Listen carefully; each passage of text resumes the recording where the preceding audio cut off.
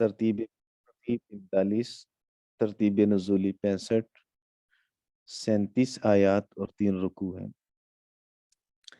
جاسیہ کا ایک معنی ہے گھٹنوں کے بل بیٹھنا، اور جاسیہ کا دوسرا معنی کیا گیا جمع ہونا، تیسرا معنی کیا گیا دو زانو بیٹھنا۔ یہ ہے تو دونوں قریب قریب ہی، گھٹنوں کے بل بیٹھنا، دو زانو بیٹھنا۔ تو دو زانو بیٹھنا ادب کے اعتبار سے ہے، اور دوسرا گھٹنوں کے بل بیٹھنا ذلت اور رسوائی کے لیے ہے۔ تو یہ آیت میں آگے آیت نمبر 28 میں یہ لفظ آ رہا ہے، اسی سے سورہ مبارکہ کا نام ہے۔ اس سورہ مبارکہ میں چونکہ قیامت کے دن جمع ہونے کی کیفیت بتائی گئی، اور قیامت کے دن لوگوں کے اللہ کے سامنے بیٹھنے کی حالت بتلائی گئی ہے، کیسے جمع ہوں گے وہ بھی بتلایا گیا، اور لوگ اللہ رب العزت کے سامنے بیٹھیں گے کیسے۔ پھر بیٹھنے والے چونکہ ایمان والے بھی ہوں گے، کافر بھی ہوں گے، تو ایمان والے کا بیٹھنا دو زانو ہوگا، جیسے باادب استاد کے سامنے، اپنے شیخ اور مربی کے سامنے انسان بیٹھتا ہے۔ اور کافر چونکہ ذلت رسوائی کے ساتھ بٹھائے جائیں گی، وہ ایسے ہی گھٹنوں کے بل بیٹھیں گے جیسے کوئی پولیس کے سامنے، جیسے کوئی کسی عدالت میں مجرم کو بٹھایا جاتا ہے، تو وہ اس حالت کے اندر ان کا بیٹھنا ہوگا۔ تو جاسیہ کا معنی گھٹنوں کے بل بیٹھنا، جاسیہ کا معنی دو زانو بیٹھنا، تیسرا معنی جاسیہ کا جمع ہونا بھی کیا گیا۔ اسی سورہ مبارکہ کا دوسرا نام سورۃ الشریعہ بھی ہے۔ باقی اس میں وہی بنیادی مضامین ہیں، توحید، قیامت اور رسالت۔ اس سے پہلے والی سورت وہ بھی حوامیم میں سے تھی، یہ حوامیم میں سے چھٹی سورت ہے، اور سب صورتوں کے آغاز ہی میں قرآن پاک کی صداقت کو بیان کیا گیا۔ ایک ضابطہ میں نے پہلے شروع میں عرض کیا تھا کہ جن صورتوں کی شروع میں حروف مقطعات ہوتے ہیں تو ان کے بعد قرآن پاک کی صداقت حروف مقطعات کے بعد بیان کی جاتی ہے۔ تو یہ ایک مشترکہ مضمون ہے ان صورتوں کا، کہ قرآن پاک کی حقانیت بیان کی، اللہ کی توحید، نبی پاک صلی اللہ علیہ وسلم کی رسالت، اور قیامت، اچھے اور برے لوگوں کی ان کا تقابل یا انجام۔ یہ دونوں چیزیں اللہ رب العزت نے ان مبارک صورتوں کے اندر بیان فرمائی ہیں، اسی لیے ان کو قرآن پاک کا خلاصہ کہا گیا، ان حوامیم سبعہ کو۔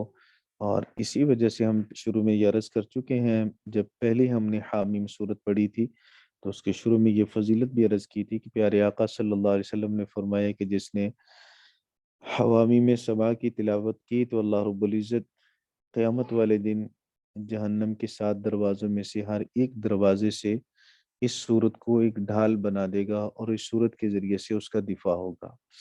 چونکہ ان مبارک صورتوں کے اندر عقائد کی بات ہے، اور عقائد انسان کے اگر ٹھیک ہوں، مضبوط ہوں، تو وہ خلود فی النار سے تو اس کو یقیناً ملے گا سب کو۔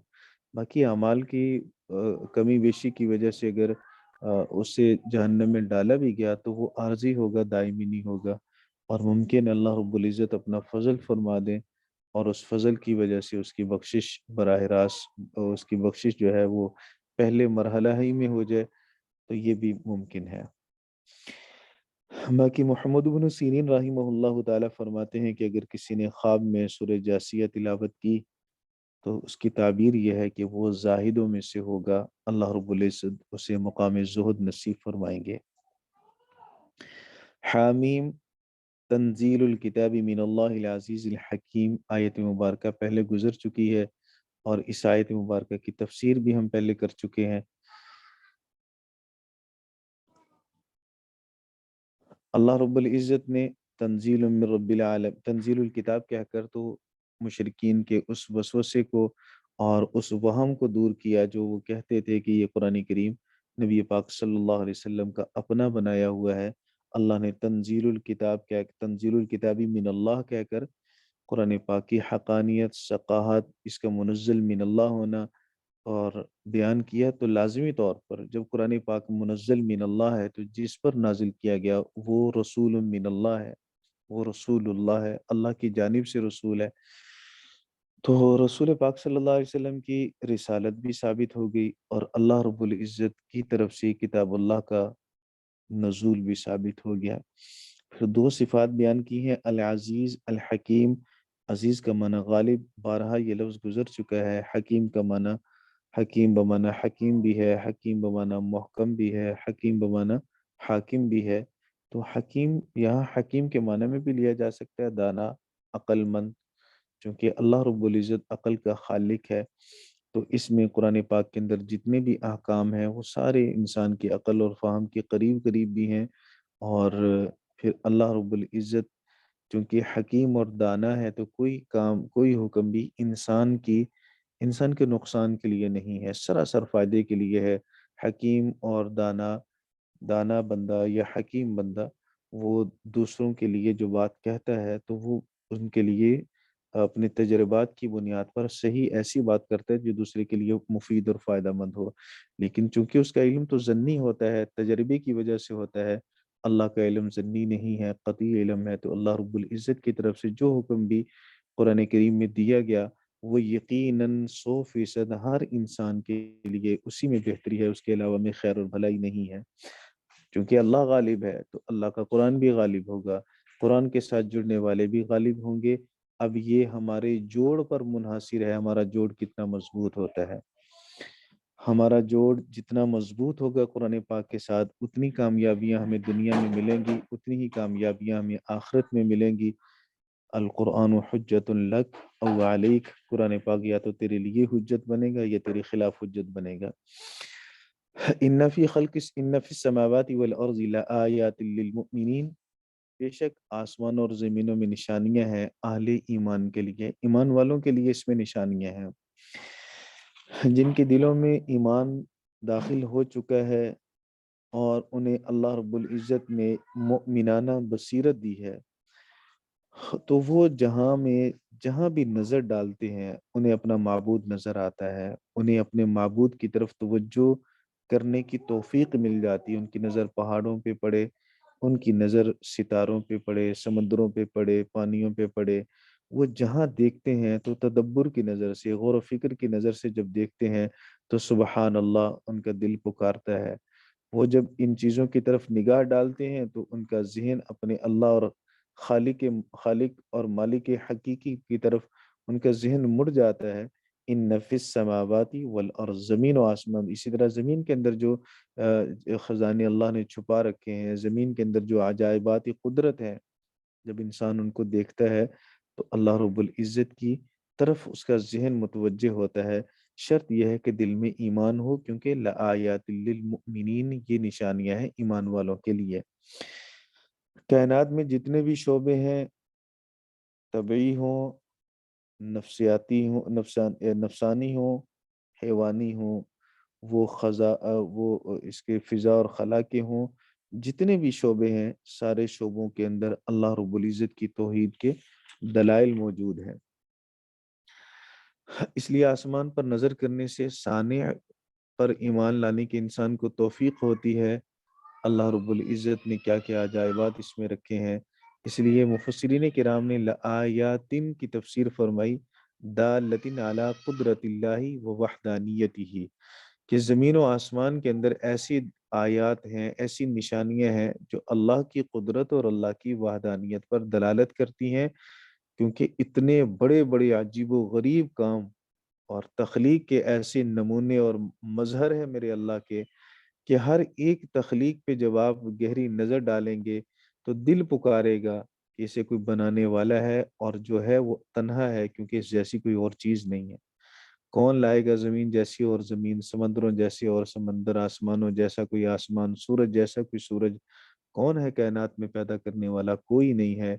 اتنی بڑی بڑی عجائبات، اور یہ سارے کے سارے اللہ رب العزت کے وجود پر اور اللہ کی وحدانیت پر دلالت کرتے ہیں۔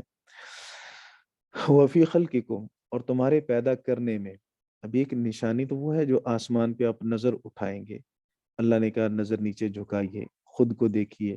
اگر اوپر توجہ کرنے کی ہمت نہیں، تدبر اور غور کرنے کی صلاحیت نہیں، اپنے آپ کو دیکھیے، یہ تو قریب ہے۔ آسمانوں پہ لگے ستاروں اور سیاروں کا اگر تم مشاہدہ نہیں کر سکتے، تمہاری پہنچ سے بالا ہے، تمہارا تصور، تمہارا علم وہاں تک نہیں جا سکتا، اپنے اپنے اوپر غور کیجئے، جھکائیے نظر، دیکھیے اپنے آپ کو، اپنے اعضاء کو دیکھیے، ان کی تخلیق کو دیکھیے، ان کے فوائد کو دیکھیے، پھر کیا کوئی ہے کائنات کے اندر جو اس کا متبادل بنا سکے؟ کوئی ٹھیک بھی نہیں کر سکتا صحیح طرح سے جیسے اللہ رب العزت نے بنائے، تو ان جیسا بنانے کی کس میں قدرت ہے؟ وہ فی خلقکم، اپنی تخلیق میں، خود اپنی تخلیق کے اندر دیکھو، وما یبث من دابہ، دابہ کا معنی ہم پیچھے بھی کر چکے ہیں، ما یدب علی الارض، جو بھی زمین پر چلتا ہے وہ دابہ کہلاتا ہے۔ ویسے دابہ کا معنی رینگنے والا، لیکن مراد اس سے ما یدب علی الارض من الناس وغیرہم، جتنے بھی انسان یا انسان کے علاوہ جتنی بھی مخلوقات ہیں جو زمین پر ہیں، وہ سبھی اس سے مراد ہیں۔ وما یبث من دابۃ آیۃ آیۃ لقوم یوقنون، اس میں نشانیاں ہیں ایسی قوم کے لیے جو یقین رکھتے ہیں۔ واختلاف اللیل والنہار، دن اور رات کے اختلاف میں، وما انزل اللہ من السماء من رزق، اور جو اللہ نے آسمان سے رزق نازل کیا، رزق سے مراد بارش، رزق سے مراد رزق کے ذرائع، روٹی آسمان سے ڈائریکٹ نہیں اترے گی، سالن آسمان سے ڈائریکٹ نہیں اترے گا، اس کا ذریعہ بارش ہے، بارش اترے گی، پھر وہ بارش کے ذریعے سے ہمیں وہ چیزیں زمین سے میسر ہوں گی جن سے ہم سالن بھی بنا سکتے ہیں، جن سے ہم اپنی روٹی بھی بنا سکتے ہیں، اور اسی بارش سے ہمارا رزق کے دیگر اسباب اور ذرائع بھی پیدا ہوں گے۔ فَأَحْيَا بِهِ الْأَرْضَ، اللہ نے اس کے ذریعے سے زمین کو زندہ کیا، بعد موتها، اس کے مردہ ہونے کے بعد، زمین کا مردہ ہونا، اس کا بنجر ہونا، اس کا خشک ہونا اور اس کا قابل کاشت نہ ہونا ہے۔ وتصریف الریاح، اور ہواؤں کے پھرنے میں، آیت لقوم یعقلون، اس میں نشانیاں ہیں ایسی قوم کے لیے جو عقل رکھتے ہیں۔ ایمان ہوگا تو آفاقی نشانیاں جو ہیں، چونکہ اس تک انسان کی دسترس نہیں پہنچ سکتی، انسان کی عقل یا انسان کا وجود وہاں تک نہیں جا سکتا، کما حق ہو اس کا ادراک ہم نہیں کر سکتے، اس لیے اس کو ایمان کے ساتھ جوڑا ہے، اور ایمان کا تعلق غیب کے ساتھ ہے، یؤمنون بالغیب، جو غیب پر ایمان لاتے ہیں۔ تو جب بات زمین و آسمان کی تو اللہ رب العزت نے فرمایا لآیات للمؤمنین، اس میں نشانیاں ہیں ایمان والوں کے لیے۔ ایمان اعلیٰ درجہ ہے، پھر نیچے آ جائیے، وفی خلقکم وما یبث من دابۃ آیات لقوم یوقنون، یہاں یقین کی بات کی اس لیے کہ یہاں جب نظر آپ کی پڑے گی اپنے دل پر، اپنی آنکھوں پر، اپنے کانوں پر، اپنے سینے پر، اپنے ہاتھ اور پاؤں پر، اور ان سے ہونے والے کاموں پر، تو پھر آپ کو یقین تو ہوگا، کیونکہ یہ تو آپ آنکھوں سے مشاہدہ کر رہے ہیں، یہ تو آپ کی عقل اور فہم کے قریب ہے، اس جیسی کوئی اور چیز بنا نہیں سکتا، تو یہاں آپ کو یقین حاصل ہوگا، اس لیے اللہ نے فرمایا اس میں یقین والوں کے لیے نشانیاں ہیں۔ پھر دن اور رات کا پلٹنا ہے، وما انزل اللہ من السماء من رزق فاحیا به الارض بعد موتها وتصریف الریاح، اس میں کس کے لیے نشانیاں ہیں؟ جو عقل رکھیں گے۔ یہاں تعلق زیادہ عقل کے ساتھ ہے، سوچنے کے ساتھ ہے، سمجھنے کے ساتھ ہے۔ عادت کے طور پر بارش کو ہم دیکھتے رہیں اور بارش سے ہم فوائد حاصل کرتے رہیں، عادت کے طور پر زمین سے ہم کاشتکاری کے ذریعے سے فوائد حاصل کرتے رہیں تو کرتے رہیں، لیکن جب کوئی عقل کے ذریعے سے عقل کو استعمال میں لا کے سوچے گا، کون ہے وہ ذات جس نے زمین میں، ہم نے تو دانہ ڈالا تھا، ہم نے دانہ ڈالا، پانی ملایا، اس میں پانی لگا دیا، کھیتی اگی ہے، اگایا کس نے؟ یہی دانہ ہم پانی میں ڈال دیں، یہی دانہ ہم ویسے مٹی کے اندر الگ سے دبا دیں، تو کیا وہ مٹی سے نکلے گا؟ وہ تو گل سڑ جائے گا۔ اسی کے اندر کوئی مٹی ڈالے دانوں کے اندر تو وہ خراب ہو جاتے ہیں، پانی کے اندر دانے ڈالیں وہ خراب ہو جاتے ہیں، لیکن یہ کون سی ذات ہے جس نے زمین سے اس طرح سے پودا نکالا، پھر اس پہ کتنے سارے دانے لگائے، پھر اس میں ذائقہ، پھر اس میں رنگ بھرا، پھر اس میں اللہ رب العزت نے تاثیر رکھی ہے؟ تو یہ ساری چیزیں جب انسان تھوڑا عقل سے کام لے گا، سوچے گا، تو اس میں بھی نشانیاں ہیں۔ اس لیے پہلے یؤمنون، پہلے للمؤمنین فرمایا، پھر یوقنون فرمایا، پھر یعقلون فرمایا۔ بصیرت ایمان سے حاصل ہوتی ہے تمام جگہوں پہ، ہر جگہ انسان ایمان کے ذریعے سے بصیرت حاصل کر کے اللہ رب العزت تک رسائی حاصل کر سکتا ہے۔ پھر دلائل کا دوسرا درجہ یہ ہے کہ اگر انسان کے اندر حق کی طلب ہو تو وہ دوسرے درجے کے دلائل سے پھر اپنے لیے یقین کا درجہ حاصل کر سکتا ہے، اور اگر انسان میں حق کی طلب بھی نہ ہو اور عقل اور حق کی طلب نہ ہو، عقل اور فہم صرف ہے، تو وہ عقل اور فہم کے ذریعے سے بھی اللہ رب العزت کی توحید کو سمجھ سکتا ہے کہ اللہ رب العزت نے دلائل ہر اعتبار سے دیے ہیں۔ اب دیکھیں، ایک عام سا سوال ذہن میں آتا ہے کبھی کہ ہم ایک ہی طرح توحید ہے، اللہ تعالیٰ نے کہاں سے شروع کی، سورہ یونس سے پڑھتے ہی چلے آ رہے ہیں، پڑھتے ہی چلے آ رہے ہیں، اور یہ صرف توحید توحید، ایک بات کو کتنی بار کہا گیا، کیوں اتنی بار کہا گیا؟ ایک بار کہتے، دو بار کہتے، 5 10 بار کہتے تو کافی ہو جاتی، یہ تو سینکڑوں بار آ گئی، سینکڑوں سے بھی زیادہ مرتبہ اللہ کی توحید آ گئی۔ پھر انداز ہر جگہ بدلا ہے، الفاظ بھی تقریباً بدلے ہیں، اس میں انداز بات کرنے کا انداز بدلا ہے۔ کیوں؟ اس لیے کہ قرآن کریم آفاقی کتاب ہے، ساری انسانیت کی فہم، سوچ، سمجھنے کی صلاحیت ایک جیسی نہیں ہے، مختلف ہے۔ کلاس میں جب سبق پڑھایا جائے تو اچھا استاد وہ ہے جو بات کو بدل ایک ہی بات کو 2 3 انداز سے تو کرے، سہل بھی، درمیانہ درجہ بھی، تھوڑا مشکل بھی، تاکہ ہر ایک اپنی فہم کے مطابق اس کو لے سکے۔ سارے ذہین نہیں ہوتے کہ وہ باریکی کی بات کو سمجھیں، اور سارے کن ذہن بھی نہیں ہوتے کہ سرسری بات کر کے آگے گزار دیا جائے۔ بعض کی طلب زیادہ ہوتی ہے، تو ہر ایک کی طلب کو پورا کرنا اور ہر ایک کو بات اس کے فہم اور ادراک کے مطابق سمجھا دینا، اور ہر ایک کو اس کی ذہنی تسکین مل جائے اس انداز میں بات کرنا، یہ اچھے مبلغ، اچھے داعی، اچھے خطیب اور اچھے مدرس کے لیے لازم ہے۔ تو اللہ رب العزت نے اسی طرح اپنی توحید سمجھائی اور انداز بدل بدل کے سمجھائی، مخلوق میں جس کا جو لیول ہوگا وہ اس کے مطابق اس سے سیرابی حاصل کر لے گا۔ تلک آیات اللہ، وہ اللہ کی آیات ہیں جن کا درجہ بڑا اونچا ہے، جن کا مقام اور مرتبہ بڑا اونچا ہے۔ یہ بات پہلے بہت بار گزر چکی ہے۔ تل کا اس میں اشارہ بعد کے لیے، پھر بعد کی قسمیں ہم نے کی، رتبی بھی اور بعد مکانی بھی، بعد زمانی بھی، تو یہ بعد رتبی ہے، وہ نشانیاں، وہ آیات جن کا درجہ بہت اونچا ہے۔ نتلوها علیک بالحق، ہم اس کو تلاوت کرتے ہیں آپ پر حق کے ساتھ، حق کے ساتھ ہم تلاوت کرتے ہیں۔ فبأی حدیث بعد اللہ، کس بات پر، اللہ کے بعد، اللہ کے بعد کا مطلب یہاں مضافق محذوف ہے، حدیث اللہ، بعد حدیث اللہ، اللہ رب العزت کی بات کے بعد کون سی ایسی بات ہے جس پر کوئی ایمان لائے گا؟ جب اللہ کی بات پہ یقین نہ کیا تو اس کے بعد سمجھانے کے لیے اور کون سی بات آگے کریں، کون سا کلام ان کو سمجھائے، کس انداز میں بات سمجھائیں اگر اللہ کی بات نہ سمجھ آئی تو؟ فبأی حدیث بعد اللہ وآیاتہ یؤمنون، اور اس کی نشانیوں، پھر اللہ اور اس کی نشانیوں کے سوا کون سی بات ہوگی جس پر وہ لوگ ایمان لائیں گے؟ تو اللہ رب العزت نے دعوت میں سب سے زوردار دعوت اور ابلاغ میں سب سے بہترین طریقہ تبلیغ قرآن کریم کا ہے۔ اس لیے دوستو، بھائیوں، بزرگوں، قرآن پاک کو ہمیشہ مقدم رکھیے اپنے بیانات میں، اپنی دعوت میں، اور افہام و تفہیم جہاں بھی آپ کو دین کی بات کرنے کا موقع ملے، ہمیشہ قرآن پاک کو مقدم رکھیے کہ اس سے زیادہ مؤثر، اس سے زیادہ بہترین گفتگو کا انداز اور کوئی نہیں ہو سکتا۔ اس لیے اللہ نے فرمایا فَبِأَيِّ حَدِيثٍ بَعْدَ اللَّهِ، اللہ کی بات کے بعد کون سی بات ہے جس پر وہ ایمان لائیں گے؟ یعنی اگر یہ بھی سمجھ نہ آئی تو پھر سمجھانے کے لیے اور کون سا طریقہ اختیار کیا جائے؟ کس کی دعوت پر ایمان لائیں گے؟ کس کی بات کو کس کی بات پہ یقین کریں گے اگر اللہ کی بات پہ یقین نہ کیا؟ کس کی بات سمجھ آئے گی اگر اللہ کی بات سمجھ نہ آئی؟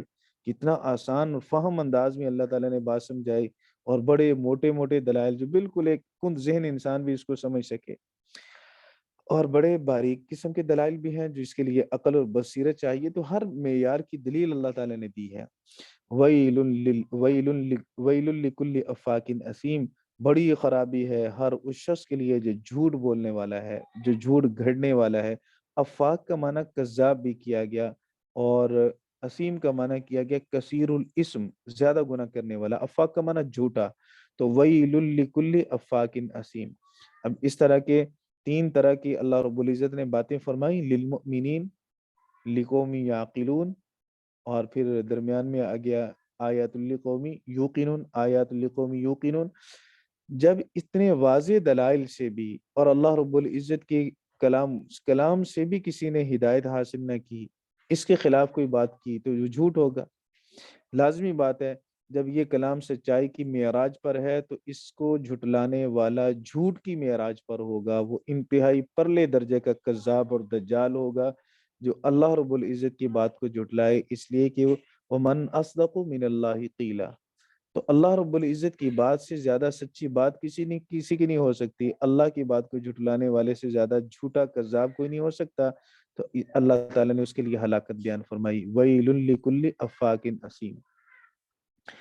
یسمع آیات اللہ، اللہ کی آیات کو وہ سنتا ہے، تتلا علیہ جو اس پر تلاوت کی جاتی ہیں، ثم یصر مستکبرا پھر وہ اصرار کرتا ہے تکبر کرتے ہوئے، وہ تکبر کرتے ہوئے پھر اپنے اسی پہلی بات پر وہ اصرار کرتا ہے، اور ثم یصر علی کفرہ اپنے کفر پر ڈٹا رہتا ہے، اپنے کفر پر وہ جمع رہتا ہے۔ اصرار کا معنی ضد کرنا، وہ اسی اس کفر پر ہی کھڑا ہے۔ کیوں کھڑا ہے؟ اللہ نے فرمایا مستکبرن تکبر کرتے ہوئے، حال اس کا یہ حال بنے گا یسرو کی ضمیر فاعل کی ضمیر سے، تو اس کی حالت یہ ہے کہ وہ متکبر ہے۔ اگر تکبر دل میں نہ ہوتا تو اللہ کی بات کو مانتا۔ انسان جب بھی حق سے منہ موڑتا ہے تو تکبر کی وجہ سے موڑتا ہے، وہ اپنے آپ کو کچھ سمجھتا ہے، علم کے اعتبار سے، عقل کے اعتبار سے، مال کے اعتبار سے۔ کبھی کسی کی بات کو اس لیے نہیں سنا جاتا کہ وہ غریب ہے کہنے والا، میں امیر ہوں، مالدار ہوں، دل ہی نہیں کرتا کیوں غریب کی بات کو سنے۔ کبھی اس علمی تکبر ہوتا ہے انسان میں، بہت بڑا میں عالم ہوں، میں کسی کی بات پہ توجہ کیوں کروں، مجھ سے زیادہ کون جاننے والا ہے۔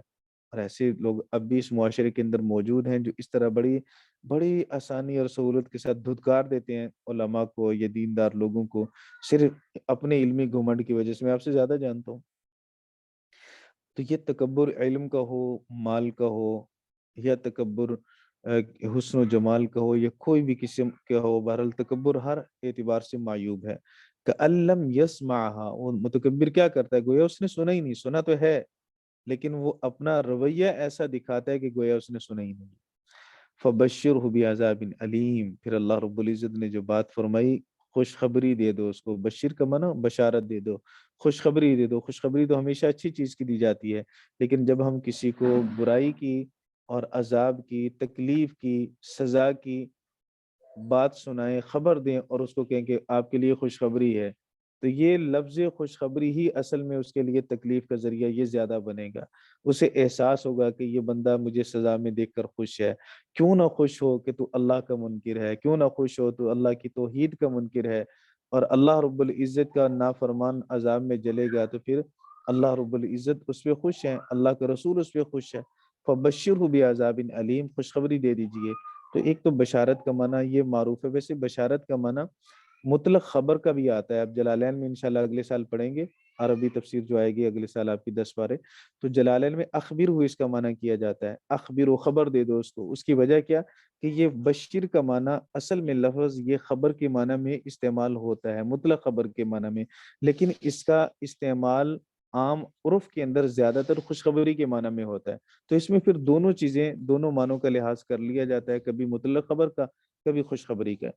تو فبشرہ بعذاب علیم، وَإِذَا عَلِمَ مِنْ آیاتنا، جب وہ ہماری آیات میں سے کسی آیت کو جان لیتا ہے، خبر پا لیتا ہے، وَإِذَا عَلِمَ مِنْ آیاتنا شَيْئًا اتَّخَذَهَا ہُزُوًا، تو وہ اس کو مذاق بناتا ہے۔ یہ ہا ضمیر مؤنث کی ہے، اس کا مرجع ہے شیئن، تو شیئن سے مراد چونکہ آیت ہے اور آیت مؤنث ہے تو اس لیے ضمیر مؤنث کی ہے اس کی طرف۔ وہ ایک بات تو یہ، دوسرا اس کا مرجع آپ ڈائریکٹ آیات ہی کو بنا لیں تو پھر اس کا معنی یہ ہوگا کہ وَإِذَا عَلِمَ مِنْ آیَاتِنَا شَيْئًا، جب وہ ہماری آیات میں سے کوئی ایک آیت بھی سنتا ہے تو صرف ایک آیت کا نہیں، وہ ساری آیات کا ہی مذاق بناتا ہے۔ اگر اس کا مرجع شیئن کو بنائیں تو پھر اس کا مطلب یہ ہوگا کہ جب بھی وہ ہماری آیت کو سنتا ہے تو اس آیت کا مذاق اڑاتا ہے۔ اس سے بھی زیادہ مبالغہ اس معنی میں ہوگا کہ اس ہا ضمیر کا مرجع بنائیں آیاتنا کو، اور آیت کا ترجمہ ہم یہ کریں کہ جب بھی وہ ہماری آیتوں میں سے کسی آیت کی وہ سنتا ہے تو وہ اتخذہا ہزوا، ساری آیات ہی کا مذاق بناتا ہے، وہ پورے قرآن کا مذاق اڑاتا ہے۔ اولئک لہم عذاب مہین، کیوں مذاق اڑایا اس نے؟ اس لیے کہ وہ متکبر تھا۔ پھر تکبر کو اللہ نے کیسے توڑا، تکبر کی سزا اللہ نے کیسی رکھی؟ اللہ کہتے ہیں میں اس کو ذلت والا عذاب دوں گا، سارا تکبر ختم ہو جائے گا، جتنی اکڑ فو ہیں سب کی سب نکل جائے گی۔ سب اس کے دماغ کا خناس نکال دے گا وہ عذاب۔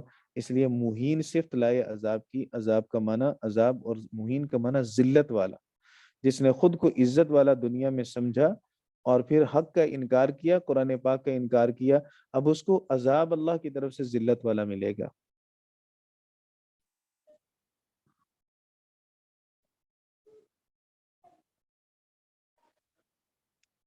من ورائہم جہنم، ورا کا جو معنی کیا گیا یہاں پہ وہ امام کے معنی میں کیا گیا، ومن امامہم، اس لیے کہ ورا یہ از قبیل ازداد ہے، جیسے ہم پیچھے پڑھ چکے ہیں بے شرا کے بارے میں نے عرض کیا تھا کہ وہ بھی از قبیل ازداد ہے، اور اسی طرح ایک اور لفظ آیا تھا وہ ذہن سے نکل گیا میرے، یرجو، رجا یرجو، تو امید اور خوف، وہاں بھی کبھی اس کا معنی امید کیا جاتا ہے، کبھی اس کا معنی خوف کیا جاتا ہے، وہ بھی از قبیل ازداد ہے، تو یہ بھی از قبیل ازداد ہے۔ از قبیل ازداد ہونے کا مطلب یہ کہ اپنی ضد کا معنی دیتا ہے، تو ضد اس کی ہے امام، ورا کا معنی پیچھے، امام کا معنی آگے، تو من ورائہم جہنم، ان کے پیچھے جہنم نہیں، ان کے آگے جہنم ہے، یعنی ایک عذاب تو وہ عذاب و مہین ان کے لیے تو ہوگا ہی ہوگا، پھر عذاب و مہین کے بعد، اس رسوائی والے عذاب کے بعد، پھر اس کے آگے اس کے بعد وہ عذاب ہوگا جہنم کا۔ ولا یغنی عنہم ما کسبوا شیئا، اور انہیں کچھ بھی کام نہیں آئے گا جو انہوں نے کمایا، کچھ بھی، ولا یغنی عنہم ما کسبوا شیئا، جو انہوں نے کچھ بھی کمایا، من المالی والاعمالی، من مال ہو یا اس کے علاوہ جو بھی انہوں نے اولاد تھی، مال تھا، یا ان کے عہدے تھے، منصب تھے، کچھ بھی انہیں اللہ سے فائدہ نہیں دے گا، بچا نہیں سکے گا۔ ولا متخذوا من دون اللہ اولیاء، نہ ہی وہ جو انہوں نے اللہ کے سوا کارساز بنائے، جنہیں مشکل کشا سمجھا، جنہیں انہوں نے حاجت روا سمجھا، جنہیں اپنا شفیع اور کارساز سمجھا تھا، سارے کے سارے دنیا میں رہ گئے، کوئی بھی آخرت میں کام نہیں آنے والا اللہ کے سامنے۔ وَلَهُمْ عَذَابٌ عَظِيمٌ، ان کے لیے بہت بڑا عذاب ہوگا۔ عظیم کیوں ہوگا عذاب؟ اس لیے کہ جرم بھی تو عظیم ہے۔ ان الشرک لظلم عظیم، شرک تو ظلم عظیم ہے، جب ظلم ایسا عظیم ہوگا، گناہ عظیم ہوگا، تو وَلَهُمْ عَذَابٌ عظیم، پھر عذاب بھی ان کے لیے عظیم ہوگا، بڑا ہوگا۔ حاذا ہدن، یہ ہدایت ہے، حاذا کا اس میں اشارہ کا مشارہ علیہ قرآن ہے۔ پھر ہدن اللہ نے فرمایا، ہادن نے فرمایا، ہدن مصدر ہے، ہاد اسم فاعل ہے، تو ہدن کے اندر مبالغہ زیادہ ہے، اور حاذا ہدن کا معنی یہ، یعنی قرآن ہدایت ہے، ہدایت نہیں سراپا ہدایت ہے، ہدایت کے سوا اس میں کچھ ہے ہی نہیں، ہدایت ہی ہدایت ہے۔ والذین کفروا بآیات ربہم، وہ لوگ جنہوں نے اپنے رب کی آیات کا انکار کیا، ہدایت کو پس پش ڈال دیا، لہم عذاب من رجز علیم، ان کے لیے عذاب ہوگا من رجز علیم، دردناک عذاب میں سے، دردناک عذاب ان کے لیے ہوگا۔ اللہ الذی سخر لکم البحر، اللہ وہ ذات ہے جس نے تمہارے لیے سمندر کو مسخر کر دیا، لتجری الفلک فیہ بامرہ، تاکہ کشتیاں اس سمندر کے اندر اللہ کی اجازت سے چلیں، بامرہ اس کے حکم سے، وباذنہ اس کا ترجمہ کیا گیا باذنہ کے ساتھ، اللہ کی اجازت کے ساتھ چلیں، وَلِتَبْتَغُوا مِنْ فَضْلِهِ، تاکہ تم تلاش کرو اس کے فضل کو۔ فضل اللہ رب العزت نے رزق کو فضل کا، تجارت میں جو نفع حاصل ہوتا ہے وہ اللہ کا فضل ہے۔ اللہ نے فرمایا کہ لِتَبْتَغُوا بِالتِّجَارَةِ، تجارت کے ذریعے سے تم تلاش کرو، من فضلہ اس کے فضل میں سے، وَلَعَلَّكُمْ تَشْكُرُونَ، تاکہ تم اللہ کا شکر کرو۔ انسان بازمیر وہی ہے جو جہاں سے کھائے پھر اس کا گن بھی گائے، اس کی تعریف بھی کرے، اس کا شکر بھی کرے۔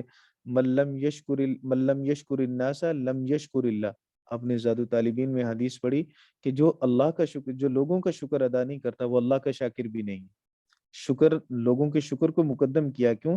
اس لیے کہ لوگوں سے نعمت براہ راست حاصل ہو رہی ہے، اللہ رب العزت سے جو نعمت مل رہی ہے وہ تو لوگوں کے ذریعے سے مل رہی ہے، لیکن لوگوں سے جو خیر اور بھلائی آپ کو مل رہی ہے وہ تو براہ راست مل رہی ہے، اور جب اس نے ان کی خیر اور بھلائی کی قدر کرنے کی بجائے ناشکری کی تو یہ اللہ کا بھی ناشکرہ ہی ہوگا۔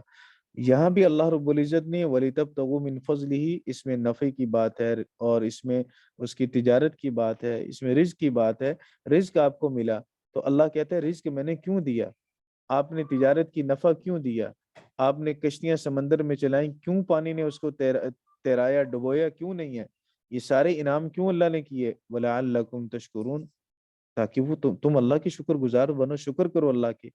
تو شکر کا مطالبہ ہم سے بار بار کیا گیا۔ پھر شکر کا معنی ایک وہ ہے جو عام معروف ہے، قدردانی کرنا، زبان سے شکریہ کہا، زبان سے الحمدللہ کہا، اور شکر کا اصل معنی یہ ہے کہ اللہ رب العزت کی اطاعت اور فرما برداری کی جائے، کیونکہ شکر کا معنی قدردانی، اور قدردانی نعمت کی تب ہوتی ہے جب آپ محسن کی نافرمانی نہ کریں، محسن کی بات کو مان لیں۔ تو اللہ رب العزت کی بات کو ماننا یہ اصل حقیقی شکر ہے۔ اللہ بلائے پھر نماز ادا کریں، اس نے کوئی انسان ہم پہ احسان کرتا ہے، پھر وہ ہمیں کسی وقت میں بلاتا ہے، احسان اس نے ایک کیا، دو کیا، تین کیے، زیادہ احسان کیے، پھر جب اس نے بلایا ہم نہیں گئے اس کے پاس، تو اگر تھوڑا سا بھی ضمیر زندہ ہے تو ضمیر ملامت ضرور کرے گا کہ اس نے تو تیرے ساتھ اتنی نیکی کی، اتنے خیر بھلائی کے کام کیے، اتنا احسان کیا اس نے تیرے ساتھ، اور اس نے تجھے بلایا تو وہاں اس کی ایک بات بھی نہ مانی۔ تو اللہ رب العزت نے ہمیں ایک نہیں لاکھوں کروڑوں نعمتیں دی، اور ہم ان نعمتوں سے فیض یاب ہوئے، دن کو بھی، رات کو بھی، صبح کو بھی، شام کو بھی، 24 گھنٹے کی زندگی اللہ کی مہربانی سے اللہ کی نعمتوں میں گزر رہی ہے۔ اور پھر اللہ بلائے نماز کے لیے ہم نہ جائیں، یہ نہ قدری ہے۔ اللہ بلائے اپنی اطاعت اور فرما برداری کی طرف اور ہم نہ جائیں، یہ اللہ کی ناقدری ہے، اور اللہ رب العزت پھر ناقدروں کے ساتھ اللہ کا معاملہ کچھ اور ہے۔ وَسَخَّرَ لَكُمْ، اور اللہ نے مسخر کر، یہ بھی اللہ کا انعام ہے، مسخر کر دیا اس نے تمہارے لیے، مَا فِي السَّمَاوَاتِ وَمَا فِي الْأَرْضِ، یہ بات بھی پہلے گزر چکی ہے۔ تسخیر کا معنی اتباع نہیں، فرما برداری نہیں، تسخیر کا معنی خدمت ہے۔ یہاں پہ جب اللہ کے حق میں استعمال ہو تو اللہ رب العزت کے تو وہ فرما بردار ہے، لیکن جب ہمارے لیے سخرہ کا لفظ استعمال ہوتا ہے تو سخرہ کا معنی ہوتا ہے خدمت کرنا۔ تو سخرہ، اللہ نے مسخر کر دیا، لکم، تمہارے، یعنی تمہاری خدمت میں اللہ نے لگا دیا۔ تو ہمارے تابع نہیں ہیں چاند سورج ستارے، لیکن ہماری خدمت میں ہے۔ ان الدنیا خلقت لکم، اللہ کے رسول نے فرمایا دنیا تمہارے لیے پیدا کی گئی۔ ما فی السماوات و ما فی الارض جميعا منہ، یہ اللہ کی طرف سے سارے کے سارے مسخر ہیں۔ ان فی ذالک، ان فی ذالک لآیات لقوم یتفکرون، اس میں نشانیاں ایسی قوم کے لیے جو غور و فکر کرے، جو غور و فکر کرنا ہی نہ چاہے، ہر معاملے کو سرسری نظر سے دیکھے، تدبر نہ کرے، گہرائی میں نہ ڈوبے، تو اسے کیسے سمجھ آئے گا؟ ایک روٹین سے زندگی چل رہی ہے، وہ اللہ کے سورج سے بھی فیضیاب ہو رہا ہے، بارش ہوتی ہے اس سے بھی فیضیاب ہو رہا ہے، اللہ کی زمین سے نکلنے والے اناج اور غلہ کو بھی کھا رہا ہے، مزے لے کے کھا رہا ہے، لیکن اس کا دھیان ہی نہیں جاتا، کبھی وہ سوچتا بھی نہیں آیا کیسے، میرے تک کیسے پہنچا۔ وہ ذرائع اور اسباب کی طرف غور و فکر نہیں کرتا، تو کیسے رب کو پہچانے گا؟ پہچانے گا وہی جو غور و فکر کرے گا۔ اس لیے بار بار قرآن پاک میں غور و فکر کرنے کی طرف متوجہ کیا گیا۔ قل للذین آمنوا، کہہ دیجیے ان لوگوں سے جو ایمان لا چکے، یغفروا، معاف کر دیں، درگزر کر دیں، کنہیں؟ للذین لا یرجون ایام اللہ، جو اللہ کے دنوں سے ڈرتے نہیں ہیں۔ اب یہاں بھی آپ دونوں منع کر سکتے ہیں، اور مفسرین کرام نے یرجونا کا منع یہاں یخافونا کے ساتھ کیا، جو اللہ رب العزت کے ایام سے ڈرتے نہیں۔ ویسے رجا یرجو کا منع امید رکھنا۔ تو اگر یہ ترجمہ کیجئے تو وہ بھی ترجمہ ٹھیک ہے، لیکن وہ سمجھنا تھوڑا مشکل ہو جائے گا۔ یہ سمجھ کے ذرا زیادہ قریب ہے، لا یرجون ایام اللہ، جو اللہ رب العزت کے ایام سے ڈرتے نہیں۔ ایام سے مراد وہ ایام جو اللہ کی طرف سے عذاب کے لیے طے ہیں، جیسے گزشتہ اقوام پر آئے، یا ایام اللہ سے مراد، ایام اللہ سے مراد قیامت کے دن۔ تو لا یرجون ایام اللہ لیجزی قوم بما کانوا یکسبون، تاکہ اللہ بدلہ دے ایسی قوم کو بما کانوا یکسبون، ان کے ان اعمال کا صلہ دے جو وہ کرتے رہے۔ لا بما کانوا یکسبون۔ غزوہ بنو مصطلق، صحابہ کرام رضی اللہ تعالی نے ایک جگہ پڑاؤ کیا، ٹھہرے، اسی کا نام غزوہ مریسع بھی ہے، میم را یا سین یا عین، مریسع۔ تو کنویں کے پاس، وہاں پانی کا کنواں تھا، وہاں صحابہ کرام ٹھہرے۔ عبداللہ بن ابی رئیس المنافقین، اس نے اپنا غلام بھیجا پانی بھرنے کے لیے۔ جب یہ پانی بھرنے کے لیے غلام وہاں پہنچا تو سیدنا فاروق اعظم رضی اللہ تعالیٰ کا غلام وہاں پہ تھا۔ اس نے کہا کہ جب تک نبی پاک صلی اللہ علیہ وسلم، سیدنا صدیق اکبر، سیدنا فاروق اعظم ان کے برتن پانی سے نہیں بھریں گے، کسی اور کو پانی اجازت نہیں ہے، وہ مقدم ہے۔ تو اس نے اجازت نہ دی، یہ خناس واپس لوٹا، اپنے گرو گھنٹال کو آ کے بتلایا کہ ایسے ایسے ہے۔ اس نے بڑا نازیبا جملہ کہا، اس خناس نے کہا کہ سم من کلبہ کا یا کلو کا، یہ محاورہ ہے عربی کا کہ تو کتے کو پال رہا ہے تاکہ وہ تجھے کھائے، تجھے کاٹے۔ سیدنا فاروق اعظم رضی اللہ تعالیٰ عنہ کو جب پتہ چلا کہ اس بدبخت نے ایسی بات کہی ہے، جبکہ غلام نے تو کوئی ناجائز بات نہیں کی، اس نے کہا کہ اللہ کے رسول کے برتن پانی کے بھریں گے، صدیق اکبر رضی اللہ تعالیٰ عنہ کے بھریں گے، تو فاروق اعظم کے بھریں گے، پھر اس کے بعد بھر لینا۔ وہ ہے بھی پہلے سے وہاں موجود۔ حضرت فاروق اعظم نے تلوار اٹھائی، فرمایا کہ میں اس کو قتل کروں گا۔ اللہ کے رسول صلی اللہ علیہ وسلم نے منع فرما دی، چونکہ یہ مکی زندگی، یہ اس وقت قتال کا حکم ابھی نہیں تھا۔ تو اللہ رب العزت نے اس آیت مبارکہ میں یہ فرمایا، اس لیے مفسرین کرام نے اس آیت کو قتال کی آیات سے منسوخ قرار دیا، اور بعض نے فرمایا کہ منسوخ نہیں ہے، درگزر کرنے کا اب بھی حکم باقی ہے، لیکن جب معاملہ درگزر سے آگے بڑھ جائے تو پھر قتال بھی ہے، وہ اپنی جگہ پہ ثابت ہے، لیکن حتی الامکان درگزر کر لینا چاہیے، معاف کر دینا چاہیے۔ تو اللہ رب العزت نے فرمایا قل، کہہ دیجئے، للذین آمنوا، ان لوگوں سے جو ایمان لا چکے، کون؟ عمر بن خطاب، ان سے کہہ دیجئے یغفروا، درگزر کریں۔ تو یہ چونکہ قاعدہ کلیہ ہے، اس لیے جمع کے سیغے ہیں۔ شان نزول اگر خاص ہو تو الفاظ عام ہیں، تو الفاظ کی عموم پر ہی حکم لگتا ہے، چونکہ قرآن کریم قیامت تک ہے۔ للذین لا یرجون ایام اللہ، ان لوگوں کے لیے جو اللہ کے ایام سے ڈرتے نہیں، لیجزی قوما بما کانوا یکسبون، اللہ بدلہ لے گا ان سے۔ من عمل صالحا فلنفسہ، جس نے اچھے اعمال کیے تو اپنے لیے کیے، ومن اساء فعلیہا، اور جس نے برے اعمال کیے فعلیہا، فعلی ضررها، تو فعلیہا ضررها، تو اس کا ضرر انہی پر ہوگا، انہی نفسوں پر ہوگا، تو وبال انہی پر ہوگا۔ ثم الی ربکم ترجعون، گھبراتے کیوں ہو، اچھے اعمال کرنے والوں کرتے رہو، برے اعمال کرنے والوں سے درگزر کر لو، ایک دن اللہ نے ایسا رکھا ہے جس دن تم بھی وہاں اور برے اعمال کرنے والے بھی وہاں، انجام دونوں کا اللہ رب العزت کے سامنے پھر الگ الگ ہوگا۔ اس لیے فرمایا ثم الی ربکم ترجعون وَلَقَدْ آتَيْنَا بَنِي إِسْرَائِيلَ الْكِتَابَ وَالْحُكْمَ وَالنُّبُوَّةَ، اور تحقیق ہم نے بنی اسرائیل کو کتاب دی، کتاب سے مراد تورات۔ بعض نے کہا کہ کتاب مصدر ہے یہاں الکتابہ، اور یہاں جو الف لام ہے وہ جنسی ہے، مراد اس سے ساری کتابیں ہیں، کیونکہ بنی اسرائیل پہ صرف تورات نہ آئی، انجیل بھی آ گئی، اور پھر اس کے علاوہ بنی اسرائیل پر جو یہ معروف بڑی کتابیں تو یہی ہیں، باقی چھوٹے چھوٹے صحائف مختلف انبیاء علیہ الصلوۃ والسلام پر آئی، چونکہ بنی اسرائیل کے اندر نبوت کا سلسلہ بڑا طویل چلا۔ والحکمہ، حکمہ سے مراد حکومت ہے، اور حکمہ سے مراد فیصلہ بھی کیا گیا، تو فیصلہ بھی وہی کرتا ہے جس کی حکومت ہوتی ہے۔ وہ نبوت، نبوت سے مراد بھی مطلق نبوت، چونکہ انبیاء کا سلسلہ اس میں بہت رہا۔ بعض نے کہا لی موسیٰ و ہارون منہم، سیدنا موسیٰ اور ہارون علیہ السلام کی نبوت۔ ورزقناہم من الطیبات، اور ہم نے انہیں رزق دیا پاکیزہ چیزوں میں سے، کل منی و سلوہ، جیسے کہ من و سلوہ اللہ رب العزت نے دیا۔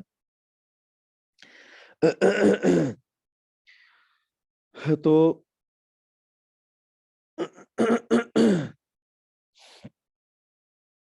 اللہ رب العزت نے اپنی نعمتیں گنوائیں، وَلَقَدْ آتَيْنَا بَنِي إِسْرَائِيلَ الْكِتَابَ وَالْحُكْمَ، یہ روحانی نعمت الکتاب، اور ظاہری نعمت الحکمہ، والنبوت، یہ پھر روحانی نعمت، ورزقناہم من الطیبات، یہ پھر جسمانی نعمت، ظاہری نعمت۔ تو روحانی نعمتیں بھی دیں، جسمانی نعمتیں بھی دیں۔ یوں کہہ لیں کہ انسان دو چیزوں سے بنا ہے، ہمارا جسم، اس کے اندر روح، اور پھر بدن، دو چیزیں ملی تو ہم عبد بن گئے، ہم بندے بن گئے۔ پھر اس دونوں چیزوں کی خوراک ہے، جسم کی خوراک بھی ہے، روح کی خوراک بھی ہے۔ تو اللہ رب العزت نے دونوں کی خوراک یہاں ذکر فرمائی۔ نبوت ہماری روح کی خوراک ہے، نبوت سے حاصل ہونے والی علوم، معارف، ورزقناہم من الطیبات، یہ ہمارے جسم کی خوراک ہے۔ الکتابہ والحکمہ، روح کے جتنے بھی حکمرانی کے احکام ہیں کتاب کے اندر ہیں، جسم کے جتنے بھی احکام ہیں حکمرانی کے اور نظام چلانے کے، وہ سارے کے سارے حکومت کے اندر آگے۔ اللہ رب العزت نے دونوں چیزوں کی ضروریات کو پورا کیا۔ وَفَضَّلْنَاهُمْ عَلَى الْعَالَمِينَ، وہ یا تو فضلنا والے سیگے کے اندر کلی فضیلت نہیں، جزوی فضیلت کی بات ہے، اور مطلب آیت کہ یہ فضلناہم علی العالمین، بعض چیزوں میں ہم نے جہان والوں پر بنی اسرائیل کو فضیلت دے دی. اب یہ فضیلت ہی تو ہے کہ من و سلوہ ہم پہ تو نازل نہیں ہوا لیکن ان پہ ہوا، تو یہ ایک جزوی فضیلت ہے. اور انبیاء کا ایک طویل سلسلہ ان میں رہا، جزوی فضیلت ہے. تو فضلناہم علی العالمین. دوسری توجیہ اس کی یہ کہ عالمی زمانہم، یہاں عالمی الف لام جو ہے العالمین کے شروع میں، یہ الف لام مضاف الیہ کے عوض میں ہے، اور یہاں مضاف الیہ اس کا محذوف ہے، اور وہ ہے زمانہم. آیت کا مطلب یہ ہے کہ ہم نے انہیں فضیلت دی ان کے زمانے کے عالم پر. اس وقت جتنی اقوام موجود تھیں ان سب اقوام پر اللہ رب العزت نے بنی اسرائیل کو فضیلت دی ہے. وَآتِينَهُمْ بَيِّنَاتٍ مِّنَ الْأَمْرِ، اور ہم نے انہیں من الامر سے مراد امر الدینی، ہم نے اس کے اندر انہیں واضح دلائل دیے.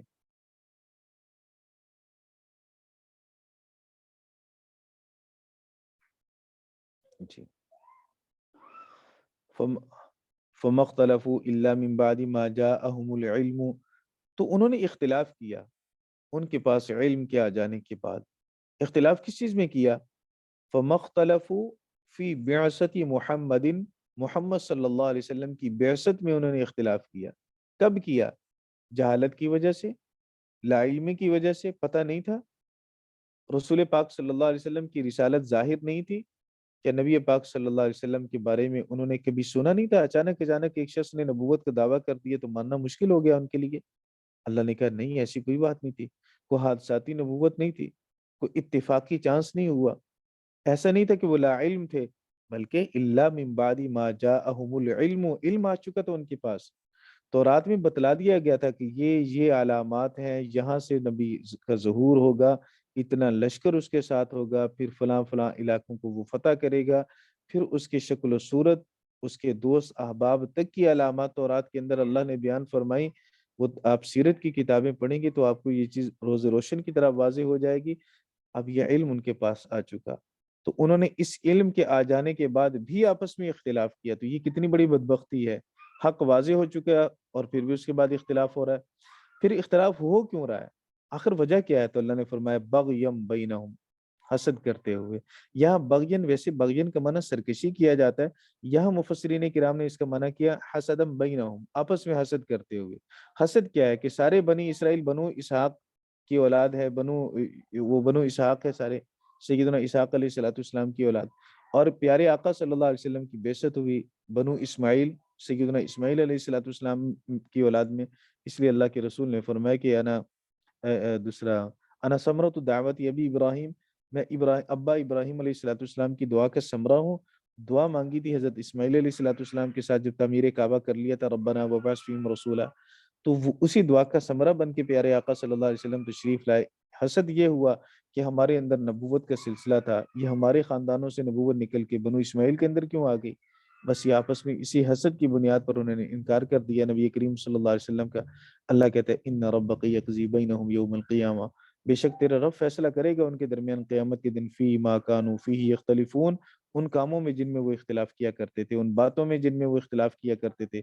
ثم جعلناک علی شریعۃ من الامر، ہم نے آپ کو دین کے خاص طریقہ پر کر دیا، ہم نے دین کے خاص طریقہ پر آپ کو کر دیا. رسول کریم صلی اللہ علیہ وسلم کو اللہ رب العزت نے دین کا یہ خاص طریقہ عطا فرمایا.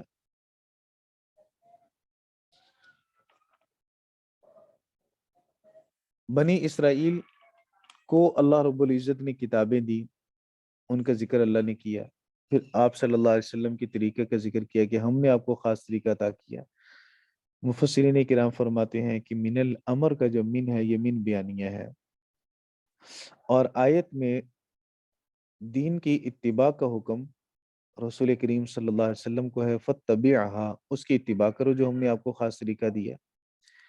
تو معلوم یہ ہوا کہ انسان منصب کوئی بھی حاصل کر لے، یا کسی بھی منصب پر فائز اسے کر دیا جائے، وہ اللہ کی اطاعت سے کبھی بھی وہ مستثنا نہیں ہو سکتا، اسے اللہ کی اطاعت کرنی ہی پڑے گی. اب نبی سے زیادہ منصب کس کا ہو سکتا ہے؟ سب سے اعلیٰ اشرف برتر و بالا مقام مرتبہ، علمی اعتبار سے، عملی اعتبار سے، ظاہری اعتبار سے، باطنی اعتبار سے، ہر اعتبار سے نبی کا مقام اونچا ہے. اور نبی کو اللہ تعالیٰ خود فرما رہا ہے فاتبعها، اسی کی اتباع کرو۔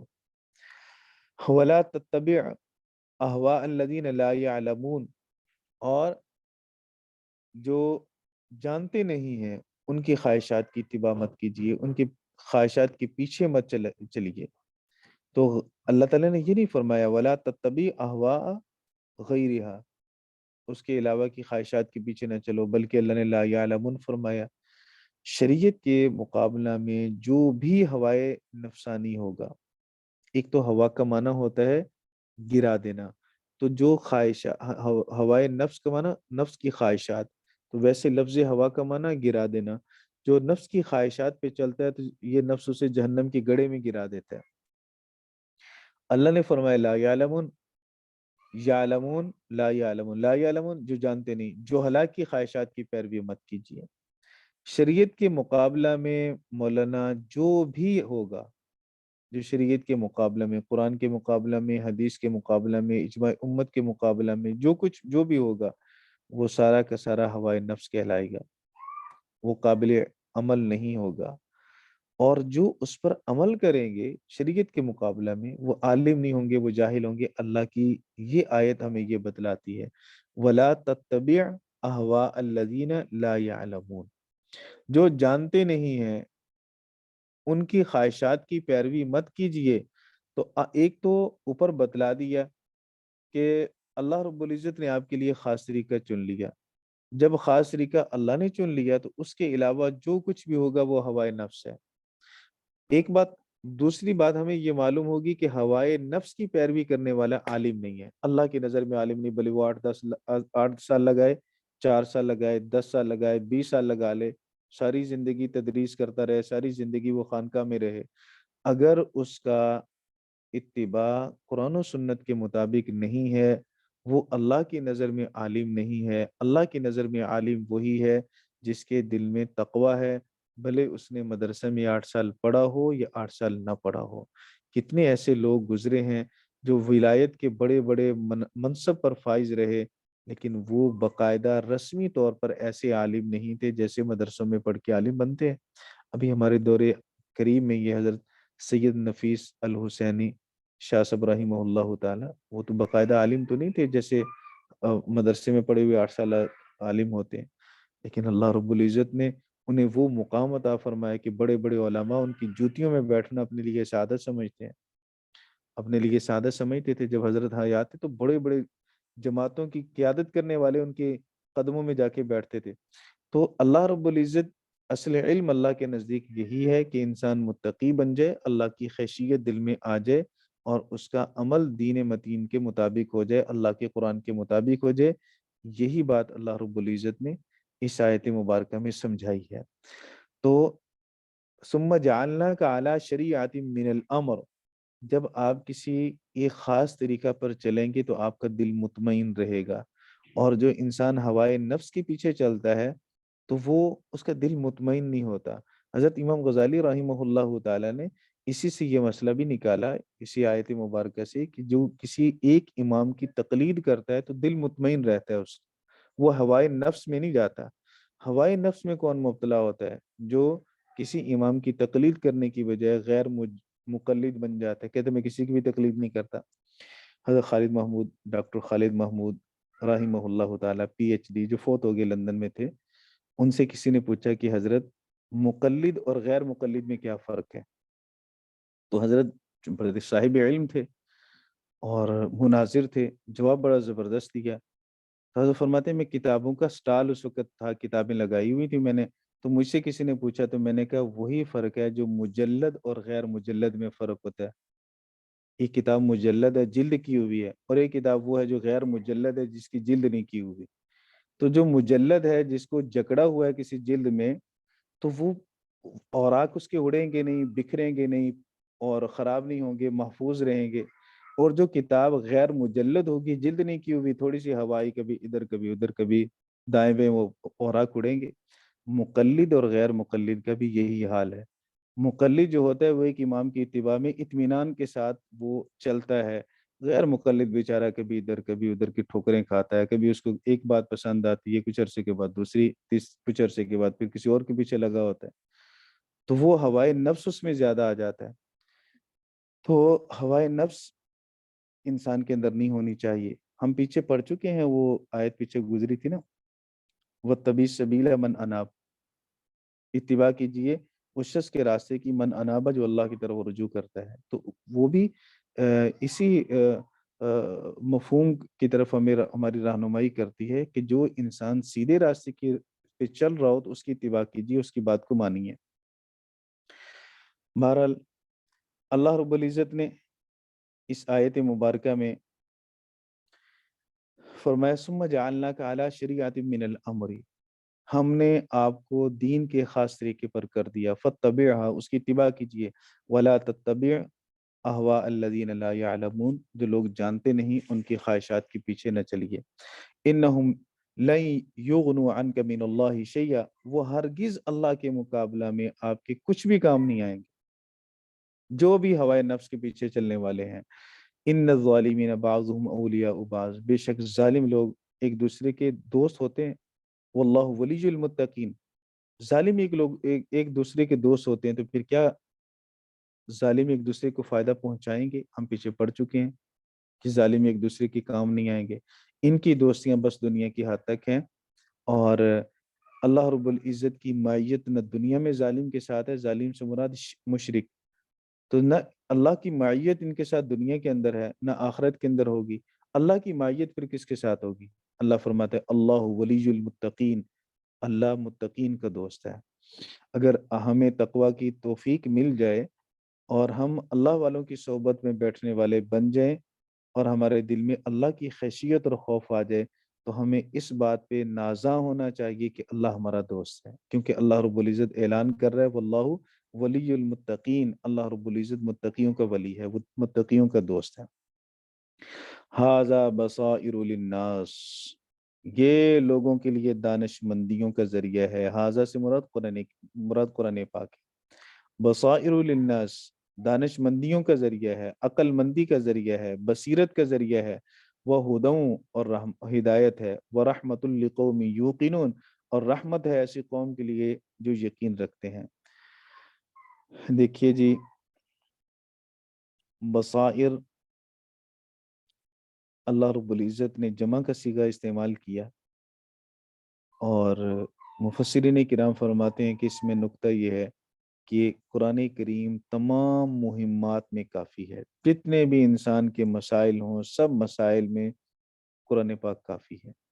اس میں ایسی نشمندی ہے, ایسی بصیرت ہے, ایسی بصارت ہے, اور ایسی بہترین قسم کی رہنمائی ہے جو خود کو قرآن کے قریب کر لے گا, پھر اسے کسی اور ہادی کی ضرورت نہیں رہے گی, پھر اسے قرآن کریم ہر اعتبار سے کافی شافی ہو جائے گا. سیدنا تمیم, یہ بصیرت, ہدایت, رحمت, تین چیزیں اللہ تعالیٰ نے بیان فرمائی, اور قرآن پاک ان تین چیزوں کا ہدایت, قانون شریعت کہہ لیں, قانون شریعت جس کا بھی ذکر کیا نبی پاک صلی اللہ علیہ وسلم کے لیے اللہ نے, یہ ان تین چیزوں کا مجموعہ ہے. بصیرت سے انسان کو صحیح راستہ نظر آتا ہے, پھر جب صحیح راستہ بصیرت سے نظر آتا ہے تو ہدایت کی وجہ سے وہ منزل مقصود تک پہنچتا ہے, منزل مقصود کی طرف چلنا شروع کر دیتا ہے. ہدایت کا معنی رہنمائی, تو رہنمائی ملتی ہے تو سیدھے راستے پہ چلنے لگتا ہے, اور جب سیدھے راستے پہ چلنے لگتا ہے تو رحمت ایک ایسی چیز ہے جو اسے سیدھے راستے پہ چلتا چلتا منزل تک پہنچا دیتی ہے. قانون شریعت تین چیزوں کا مجموعہ, بصیرت کے ذریعے سے راستہ نظر آئے گا, ہدایت کے ذریعے سے راستے پہ چلے گا, رحمت کے ذریعے سے منزل تک پہنچ جائے گا. اللہ نے یہ تین لفظ استعمال فرمائے, ھذا بصائر للناس, یہ بصائر ہے لوگوں کے لیے, سارے کاموں کی کفایت کرے گا, سارے لوگوں کی ضروریات پوری قرآن کریم کرے گا. وہ ہدن, سیدھا جنت کے والے راستے پہ چلا دیتا ہے, اور رحمت, پھر اللہ کی رحمت, اللہ کا فضل انسان کو جنت کے اندر پہنچا دیتا ہے. لقوم یوقنون, لیکن اس راستے پہ چلیں گے کون؟ یقین والے, کیونکہ یؤمنون بالغیب, ایمان لانے غیب پر. غیب پہ ایمان کون لائے گا؟ جس میں یقین کا مادہ ہوگا, یقین کرے گا رسول پر, تبھی تو غیب پہ ایمان لائے گا, تبھی تو رسول کریم صلی اللہ علیہ وسلم کی خبروں کی وہ تصدیق کرے گا. تو اس لیے فرمایا لقوم یوقنون, ایسی قوم کے لیے جو یقین رکھتے ہیں. ام حسب الذین اجترحوا السیئات، کیا وہ لوگ، کیا گمان کر لیا ان لوگوں نے، اجترحوا جنہوں نے کمائی کی، السیئاتی برے اعمال کی، کیا وہ لوگ جو برے کام کر رہے ہیں، ان نجعلہم، ان نجعلہم کیا ہم انہیں بنا دیں گے، کالذین آمنوا وعملوا الصالحات ان لوگوں کی طرح جو ایمان لائے اور انہوں نے اعمال صالحہ کیے، کیا دونوں کا مول برابر پڑے گا، کیا دونوں کا انجام ایک جیسا ہوگا، کیا گدھا اور گھوڑا برابر ہو جائیں گے، برے اعمال کرنے والے اچھے اعمال کرنے والے برابر ہو جائیں گے، با پردہ زندگی گزارنے والی خواتین اور بے پردہ سرے بازار گھومنے والی انجام برابر ہو جائے گا، اللہ کے حکم کے مطابق زندگی گزارنے والا تقوی اور طہارت سے وہ مرد اور وہ جو اپنی خواہشات کے گھوڑے پہ سوار ہو کر بے لگام چلا پھرتا ہے، کیا دونوں کا انجام برابر ہو جائے گا؟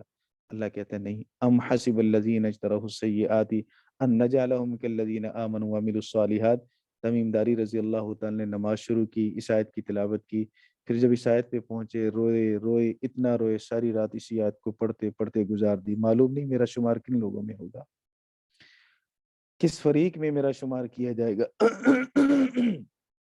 سیدنا فضیل رضی رحمہ اللہ تعالیٰ کا بھی اسی طرح کا احوال لکھا ہے مدارک التنزیل میں، کہ وہ بھی جب اس آیت پہ پہنچتے تو روتے روتے بس ایک ہی بات زبان سے کہتے، کاش مجھے معلوم ہو جاتا کہ میرا شمار اللہ نے کن لوگوں میں کیا ہے۔ تو جب آخرت کی تڑپ لگ جائے اور دنیا سے انسان دنیا کی حقیقت اس کی نظروں میں سما جائے، پھر وہ دنیا کا طالب نہیں بنتا، دنیا کے پیسے کو مال و دولت کو جمع کرنے والا نہیں بنتا، پھر وہ اللہ رب العزت اس کی نظر ہمیشہ آخرت پہ ہوتی ہے، کچھ ملتا ہے تب بھی ٹھیک ہے، نہیں ملتا تب بھی ٹھیک ہے، روکھی سوکھی کھا کے بھی وقت گزر ہی جاتا ہے، وقت ٹھہرتا نہیں، یہی تو وقت کی خصوصیت ہے، وقت نے گزر جانا ہے۔ تو نظر آخرت پہ، سواء محیاہم و مماتہم، ان کی زندگی اور ان کی موت برابر ہے۔ ایک تو دونوں ضمیروں کا مرجع بنایا گیا کافر کو، کہ کافر کا مرنا جینا دونوں ہی برابر ہے، وہ ایسے زندہ بھی وہی، مردہ بھی وہی، اس خناس کی کوئی ویلیو ہے ہی نہیں ہے۔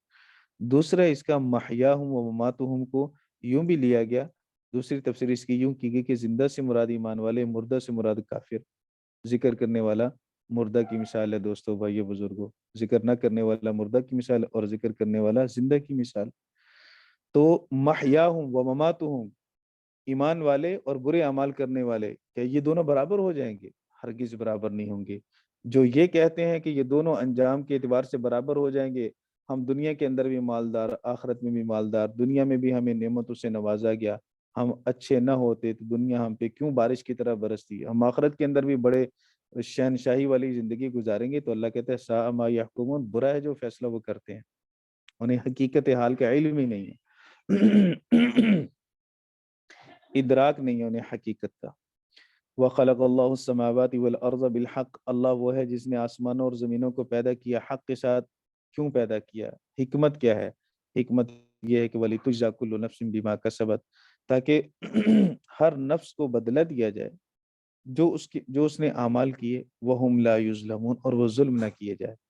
یعنی اللہ رب العزت نے زمین و آسمان کی تخلیق اور جو کچھ زمین و آسمان کے درمیان ہے، اس سب کی حکمت یہ بیان کی کہ اللہ کی صفت عدل کا ظہور ہو۔ عادل تو وہ ہے، لیکن اس کی صفت عدل ظاہر کیسے ہوگی؟ وہ رحیم تو ہے، رحمان تو ہے، صفت رحیم کا ظہور کیسے ہوگا؟ یہ قیامت والے دن ہوگا۔ وَهُمْ لَا يُظْلَمُونَ، وہ ظلم کوئی نہیں کیا جائے گا، کسی کو بھی اس کے برے اعمال سے ایک رائی کے دانہ کے برابر بھی سزا نہیں ملے گی، جتنی ہے اتنی ہی ملے گی، یہ اللہ کا عدل ہے۔ پھر اللہ رب العزت کا فضل ہوگا ان کے لیے جو ایمان لائے، جنہوں نے اعمال صالحہ کیے، غلطیاں ہوئیں، کمی کوتاہیاں ہوئیں، اللہ کی نعمتوں کے برابر شکر گزاری نہ کر سکے، فضل الہی سے جنت میں چلے جائیں گے۔ تو دونوں چیزوں کا ظہور اللہ رب العزت کی طرف سے قیامت کے دن ہوگا۔ افرأیت، کیا خیال ہے تیرا، من اتخذ الہہ ہواہ، کہ جس نے اپنی خواہش کو معبود بنا لیا۔ معبود کون ہے؟ معبود اس کو کہتے ہیں جس کی اتباع کی جائے۔ اب جس کی اتباع کرتا ہے انسان کو، اتباع اپنے معبود کی کرنی ہے بس۔ اگر اللہ رب العزت کی ہم اتباع کرتے ہیں، کرنے کی خواہش اور تمنا دل میں رکھتے ہیں، تو ہمارا معبود اللہ ہے۔ لیکن اگر کوئی مال کے پیچھے دوڑتا ہے تو کبھی اس کو مال کا بندہ کہا گیا، جیسے اللہ کے رسول صلی اللہ علیہ وسلم کی حدیث آپ نے زاد الطالبین میں پڑھی تھی کہ بئس عبد الدیناری و عبد الدرہم، یا لعن عبد الدیناری و عبد الدرہم، لعنت ملعون ہے درہم کا بندہ اور دینار کا بندہ۔ تو درہم و دینار کا بندہ تو نہیں ہوتا، لیکن یہ دوڑ رہا ہے اس کے پیچھے، اسی کو چاہتا ہے، اور جہاں جہاں پیسہ جا رہا ہے یہ پیسے کے پیچھے پیچھے، جھوٹ بولنا پڑے جھوٹ بولے گا، خیانت کرنی پڑے خیانت کرے گا، دھوکہ دینا پڑے دھوکہ دے گا، لیکن پیسہ چاہیے، پیسے کے پیچھے، خواہشات کے پیچھے، خواہشات کے گھوڑے پہ سوار ہے بندہ، جو دل میں خیال آیا کہتے جی میں تو اپنے دل کی مانتا ہوں، کسی کی سنتا ہی نہیں ہوں۔ تو یہ بھائی دل کو اس نے اپنی خواہشات کو اپنا خدا بنا لی۔ ہمیں اللہ کی سننی چاہیے تھی، دل کی نہیں سننی چاہیے تھی۔ افرأیت من اتخذ الہہ ہواہ، کیا دیکھا آپ نے اس شخص کو؟ یہ تعجب کے ساتھ سوال ہے، توبیخ بھی ہے، تعجب بھی ہے۔ کیا وہ شخص جس نے اپنی خواہشات کو معبود بنا لیا؟ وَأَضَلَّهُ اللَّهُ عَلَىٰ عِلْمٍ، پھر جب خواہشات کے گھوڑے پہ چڑھا اور اسے بے لگام دوڑایا، اور پھر اس نے مڑ کے اپنے رب کی طرف نہ دیکھا، تو پھر میرے اللہ نے یوں کیا کہ اسے کھلا چھوڑ دیا کہ بھاگ، کتنا بھاگے گا؟ کیا اللہ کی زمین سے باہر نکل جاؤ گے؟ کیا اللہ کی آسمان کی چھت سے باہر نکل جاؤ گے؟ ہرگز باہر نہیں نکل سکتے ہو۔ اللہ کہتا ہے اضلہ اللہ علی علم، اللہ نے گمراہ کر دیا اسے جاننے کے باوجود۔ اب علی علم کے بارے میں مفسرین کرام کی دو رائے ہیں، یہ یا تو لفظ اللہ ذوالحال بنے گا اور علی علم حال بنے گا، اور آیت کا مطلب یہ ہوگا کہ اللہ رب العزت نے علم کے باوجود اسے گمراہ کر دیا، کہ اللہ جانتا تھا کہ یہ گمراہی کے راستے پہ ہے، پھر بھی اللہ نے کہا ٹھیک ہے دوڑ لا، دوڑ جتنا دوڑتا ہے، بھاگ جتنا بھاگتا ہے، پیچھے مڑ کے دیکھو گے، اللہ کی طرف دیکھو گے تو ہدایت اسے ہی ملے گی۔ ہدایت اللہ کی بے قیمت نہیں، ہدایت تو اللہ کے خزانوں میں سب سے قیمتی خزانہ ہے۔ تبھی تو اللہ نے مجھے اور آپ کو حکم دیا کہ اہدنا الصراط المستقیم ہر رکعت کے اندر پڑھو، ہدایت مانگو ہدایت مانگو۔ رزق ہر رکعت کے اندر مانگنے کا حکم نہیں ہے، ہدایت ہر رکعت میں مانگنے کا حکم ہے۔ تو ہدایت قیمتی چیز ہے، قیمتی چیز بار بار اللہ سے مانگو، بار بار مانگو گے تو ملے گی۔ لیکن یہ سمجھتے کہ شاید اللہ کی رحمت پیچھے پیچھے چپکا دی جائے گی۔ وہ کیسی آیت، انلزمکموہا وانتم لہا کارہون، کیا ہم چپکا دیں گے تیرے پیچھے، ہم اسے رحمت کو تیرے پیچھے لگا دیں گے، وانتم لہا کارہون، اور تم اس سے نفرت کر رہے ہو، تم اسے ناپسند کر رہے ہو۔ تو ہدایت اللہ کی بے قیمت نہیں ہے کہ بندہ آگے دوڑے اور وہ پیچھے پیچھے آ رہی ہے۔ اور دوسرا مطلب یہ ہے کہ اعلی علم یہ حال بنے اضلہ کی ہو ضمیر سے، اللہ نے اسے گمراہ کیا باوجود اس کے کہ وہ خود جانتا تھا بندہ کہ میں بھی گمراہی کے راستے پہ ہوں، لیکن پھر بھی چونکہ وہ خواہشات کے گھوڑے پہ چڑھا اور اس نے خواہشات کے پیچھے چلتا رہا دوڑتا رہا، ایسا مگن ہوا کہ پھر اللہ نے اس کی عقل پہ ہی پردہ ڈال دیا، باوجود سب کچھ جاننے کے وہ اسی گمراہی کے راستے پہ چلتا رہا۔ وہ ختم علی سمعہ، پھر اس پر ایک درجہ اور کہ اللہ نے اس کے کانوں پہ مہر لگا دی، وقلبہ، اور اس کے دل پر مہر لگا دی۔ کانوں سے ہدایت کی بات اندر جا کے دل تک پہنچتی نہیں ہے، وہ بس سنی انسنی ہو جاتی ہے۔ وجعل علی بصرہ غشاوہ، اور اللہ نے اس کی آنکھوں پہ پردہ ڈال دیا۔ فمن یہد اللہ فمن یہدہ من بعد اللہ، کون اللہ کے بعد اسے ہدایت دے گا؟ ہدایت تو اللہ دیتا ہے، دل کے دروازے بند اللہ کھولتا ہے، دل کی آنکھوں کو اللہ کھولتا ہے، اور جب اللہ ہی مہر لگا دے گا تو کائنات میں کون سی ایسی طاقت ہے جو اللہ کی لگائی ہوئی مہر کو توڑے؟ افلا تذکرون، نصیحت کیوں نہیں حاصل کرتے ہو؟ تمہیں نصیحت حاصل کرنی چاہیے، سراسر نصیحت قرآن کریم تمہارے سامنے پڑا گیا، تمہیں اس سے نصیحت حاصل کرنی چاہیے تھی۔ وقالوا ما هي الا حیاتنا الدنیا نموت ونحیا وما یہلکنا الا الدہر، انہوں نے کہا کہ ما هي الا حیاتنا الدنیا، نہیں ہے یہ مگر دنیا کی زندگی، یہ صرف دنیا نہیں ہے وہ مگر دنیا کی زندگی، نموت و نحیا، ہم مریں گے، اور الا نموت و نحیا وما یہلکنا الا الدہر، ہماری دنیاوی حیات کے سوا کوئی حیات نہیں ہے، بس ہم مرتے ہیں اور زندگی پاتے ہیں، مر گئے اور زندگی پائی، ہم کو صرف زمانہ ہی ہلاک کرتا ہے۔ وما یہلکنا الا الدہر، یہ دہریہ جو لوگ دہریے ہیں، کمیونسٹ جنہیں کہتے ہیں کہ وہ اللہ کے وجود کی قائل نہیں ہے، وہ کہتے ہیں حوادثات زمانہ سے سارا کچھ ہو رہا ہے۔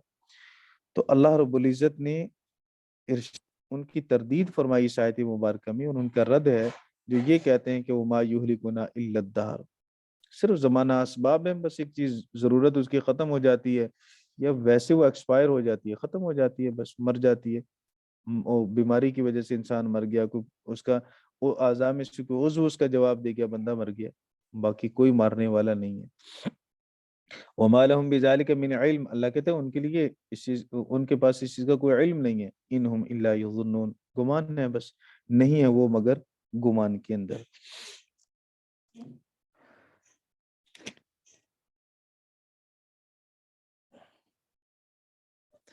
وَإِذَا تُتْلَى عَلَيْهِمْ آيَاتُنَا بَيِّنَاتٍ، جب ان پر ہماری آیات تلاوت کی جاتی ہیں جو کہ واضح ہیں، ما كان حجتهم الا ان قالوا ائتوا بآبائنا ان كنتم صادقین، ان کے لیے کوئی دلیل تو نہیں ہوتی مگر یہ کہ وہ کہتے ہیں کہ ائتوا بآبائنا، لاؤ ہمارے آباء و اجداد کو، ان کنتم صادقین، قیامت کے انکار پر کوئی دلیل نہیں ہوتی، جبکہ قیامت کے اس بات پر اللہ رب العزت نے بے شمار دلائل قائم کیے، کوئی کام بھی عبث نہیں کیا، فضول نہیں ہے، کوئی انسان بھی فضول کام نہیں کرتا، تو اللہ رب العزت نے اتنی بڑی کائنات کو باطل تو پیدا نہیں کیا، لغو اور عبث تو پیدا نہیں کیا۔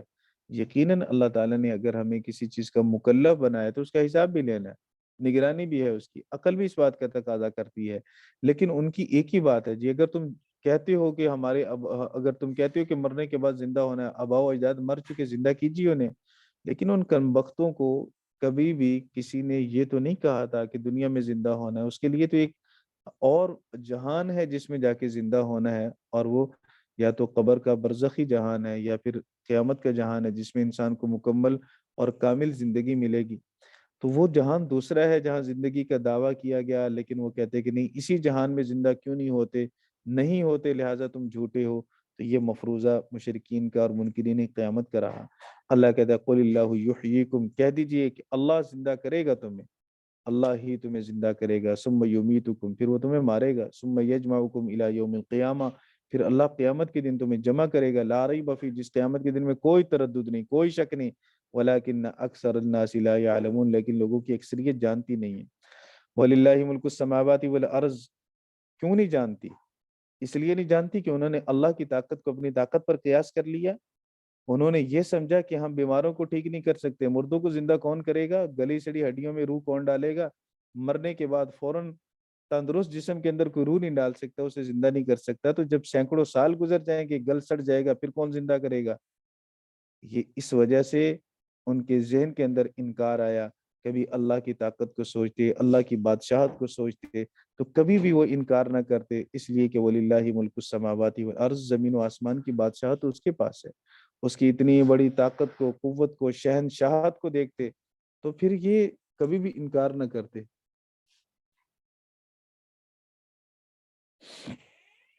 وَيَوْمَ تَقُومُ السَّاعَةُ يَوْمَئِذٍ يَخْسَرُ الْمُبْطِلُونَ، اللہ کہتا ہے جس دن قیامت قائم ہوگی اس دن باطل لوگ خسارے میں ہوں گے، جنہوں نے قیامت کا انکار کیا، جنہوں نے اللہ رب العزت کی طرف سے آنے والے اس دن کا انکار کیا، قیامت کے دن وہ خسارے میں ہوں گے۔ وَتَرَى كُلَّ أُمَّةٍ جَاثِيَةً، تو دیکھے گا ہر گروہ کو گھٹنوں کے بل، اب وہ جو نیک لوگ ہوں گے وہ دو زانو تشریف فرما ہوں گے، اور جو برے لوگ ہوں گے وہ گھٹنوں کے بل ذلت خاری کے ساتھ وہ بیٹھے ہوں گے۔ کل امت تدعا الی کتابها، ہر امت بلائی جائے گی اپنے نام اعمال کی طرف، الیوم تجزون ما کنتم تعملون، آج کے دن تم بدلہ دیے جاؤ گے جو تم اعمال کیا کرتے تھے، ھذا کتابنا ینطق علیکم بالحق، یہ ہماری کتاب ہے جو بولتی ہے تم پر، جو تمہارے خلاف یہ تم پر بولے گی حق کے ساتھ، کوئی بات غلط نہیں ہوگی، نہ زائد نہ کم، کوئی کمی بیشی نہیں ہوگی اس میں، پوری پوری بول کر بتائے گی۔ بول کر بتانا چونکہ بالکل واضح ہوتا ہے تو کنایا بھی ہو سکتا ہے کہ وہ کتاب بالکل واضح لکھی ہوئی ہوگی، اور حقیقت میں وہ بول کر بتلائے تو یہ بھی بالکل قرین قیاس ہے، عقل کے خلاف نہیں ہے۔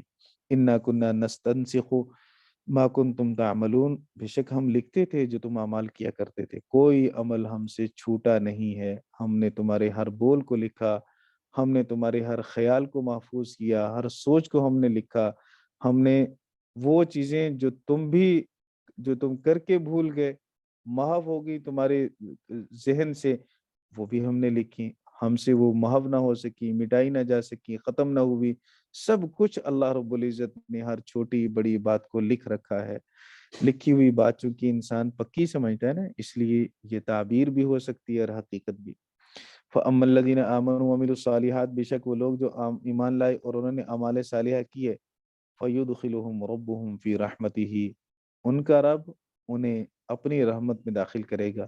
کتنی محبت والی آیت ہے کہ اللہ رب العزت نے بار بار نسبت اپنی طرف کی، ربهم فی رحمتہ۔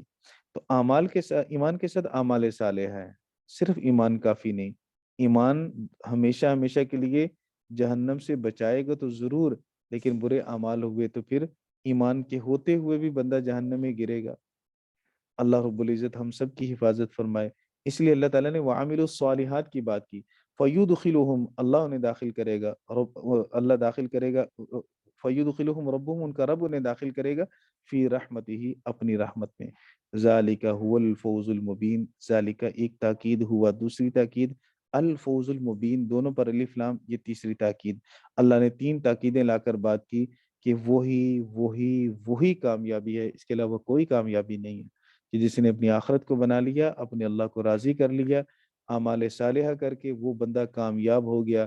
اس کے علاوہ کوئی دنیا کی سارے اسباب کو جمع کر لے اور بڑی سے بڑی حکومت قائم کر لے، اگر اللہ راضی نہیں تو وہ خسارے میں ہے۔ وَأَمَّا الَّذِينَ كَفَرُوا، بہرحال وہ لوگ جنہوں نے کفر کیا، أَفَلَمْ تَكُنْ آيَاتِي تُتْلَى عَلَيْكُمْ فَاسْتَكْبَرْتُمْ وَكُنْتُمْ قَوْمًا مُجْرِمِينَ، کیا میری آیات تم پر تلاوت نہیں کی جاتی تھی؟ کافر لوگوں کا چونکہ ٹھکانہ جہنم ہوگا، جہنم میں گریں گے تو ایک انہیں تانا یہ بھی سننا پڑے گا، افلم تکن آیاتی، جب وہ چیخ و پکار کریں گے، چلائیں گے، کیا میری آیات تم پر تلاوت نہیں کی گئی؟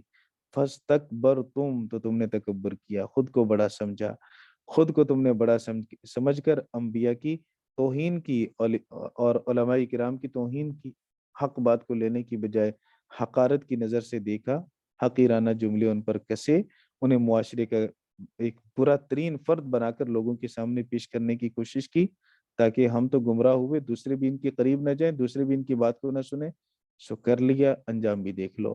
وَكُنْتُمْ قَوْمًا مُجْرِمِينَ، تم تھے ہی مجرم لوگ، دنیا میں بھی اور اب بھی، لہٰذا مجرم لوگوں کا یہی انجام ہے۔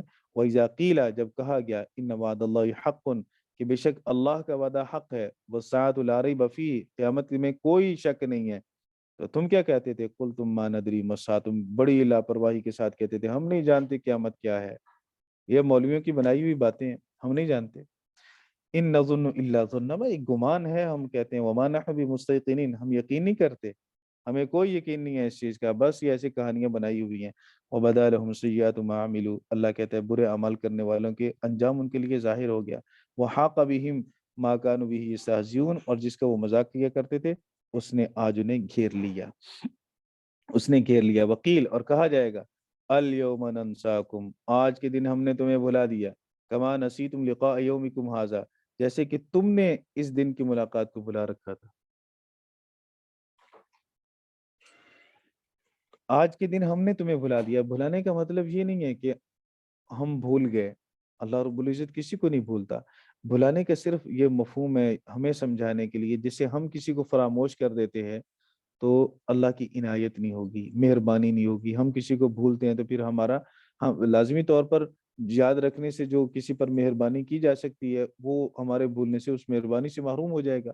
تو اللہ رب العزت نے اسی وہ سمجھانے کے لیے یہ تعبیر اختیار فرمائی کہ ہم آج کے دن تمہیں ہم بھول جائیں گے، الیوم ننساکم، یعنی نظر رحمت نہیں کریں گے، کوئی مہربانی نہیں ہوگی، جو چیختا رہے، چلاتا رہے، اور دنیا میں ہمارے نبی آئے، نبیوں کے ورثاء آئے، در در تمہارے ایک ایک دروازے پہ گئے، دستک دی، تمہیں کھینچا، تمہیں پکڑا، تمہیں جھنجھوڑا، تمہارے ضمیروں کو، مردہ ضمیروں کو جگانے کی ہر ممکن کوشش کی، بڑی جستجو کی، بڑی محنتیں کی، پتھر مارے تب بھی دعوت دی، بستر اٹھا کے پھینکے تب بھی دعوت دی، انہیں دھکے دے کے نکالا گیا تب بھی میرے دوستوں بھائیوں بزرگوں کہہ کر دعوت دی، عزت ہی دی، کسی نے کان ہی نہیں دھرے، بات ہی نہیں سنی۔ جیسے کیسے بھی ان پہ ظلم و ستم ہوئے، انہوں نے اللہ کے راستے کو نہیں چھوڑا، اللہ کے راستے پہ اسی طرح قائم دائم رہے۔ آج پیٹو، جتنا پیٹنا ہے، چلاؤ، ہائے وائے کرتے رہو، آج ہم تمہاری نہیں سنیں گے، کل تم نے ہمارے قاصد کی بات نہیں سنی، ہمارے داعی کی بات نہیں سنی، ہمارے رسول کی نہیں سنی، رسول کے بعد ان کے جانشینوں کی بات نہیں سنی، تو آج تم چیختے چلاتے رہو، ہم بھی تمہاری بات نہیں سنیں گے۔ وکیل، کہا جائے گا الیوم ننساکم کما نسیتم لقاء یومکم ھذا ومأواکم النار، تمہارا ٹھکانہ جہنم ہے، جتنا مرضی چیخ لو، وما لکم من ناصرین، تمہارا کوئی مددگار نہیں ہوگا۔ ذالکم بانکم اتخذتم آیات اللہ ہزوا، یہ اس وجہ سے ہوگا کہ تم نے اللہ کی آیات کو مذاق بنایا۔ قیامت کا ذکر ہوا، تم نے کہا یہ ان کی بنائی ہوئی باتیں ہیں، اگر ہے تو ہمارے آباء و اجداد کو زندہ کرو۔ پھر زندہ کیا بھی، سیدنا عیسیٰ بن مریم علیہ السلام نے زندہ کر کے دکھائے بھی، تب بھی نہ مانے۔ پھر وہ مثالیں قرآن کریم نے پڑھ کے سنائی، تب بھی نہ مانے۔ تو کسی طرح بھی ایمان تو نہیں لائے۔ کیوں اللہ کی آیات کا مذاق اڑایا؟ تکبر میں کیوں پڑ گئے؟ وغرتکم الحیات الدنیا، اور دنیا کی زندگی نے تمہیں دھوکے میں ڈالا، یہی دنیا کی زندگی تکبر کا ذریعہ بنی۔ تھوڑا سا عہدہ لے کر اتنی اکڑ آئی اور گردن میں ایسا سریا گھسا کہ وہ اللہ کی طرف جھک ہی نہیں رہا، اللہ رب العزت کی بات کو سن ہی نہیں رہا، اس کے قاصد کی بات کو سن ہی نہیں رہا۔ دنیا کا مال و دولت کیا آیا، اس نے غریب کو انسانی نہ سمجھا، اس نے چٹائی پہ بیٹھنے والوں کو انسانی نہ سمجھا، ان کی بات کی طرف توجہ ہی نہ کی۔ پھر آج اس کا انجام کیا ہوگا؟ فَالْيَوْمَ لَا يُخْرَجُونَ مِنْهَا، آج کے دن تم جہنم سے نہیں نکالے جاؤ گے۔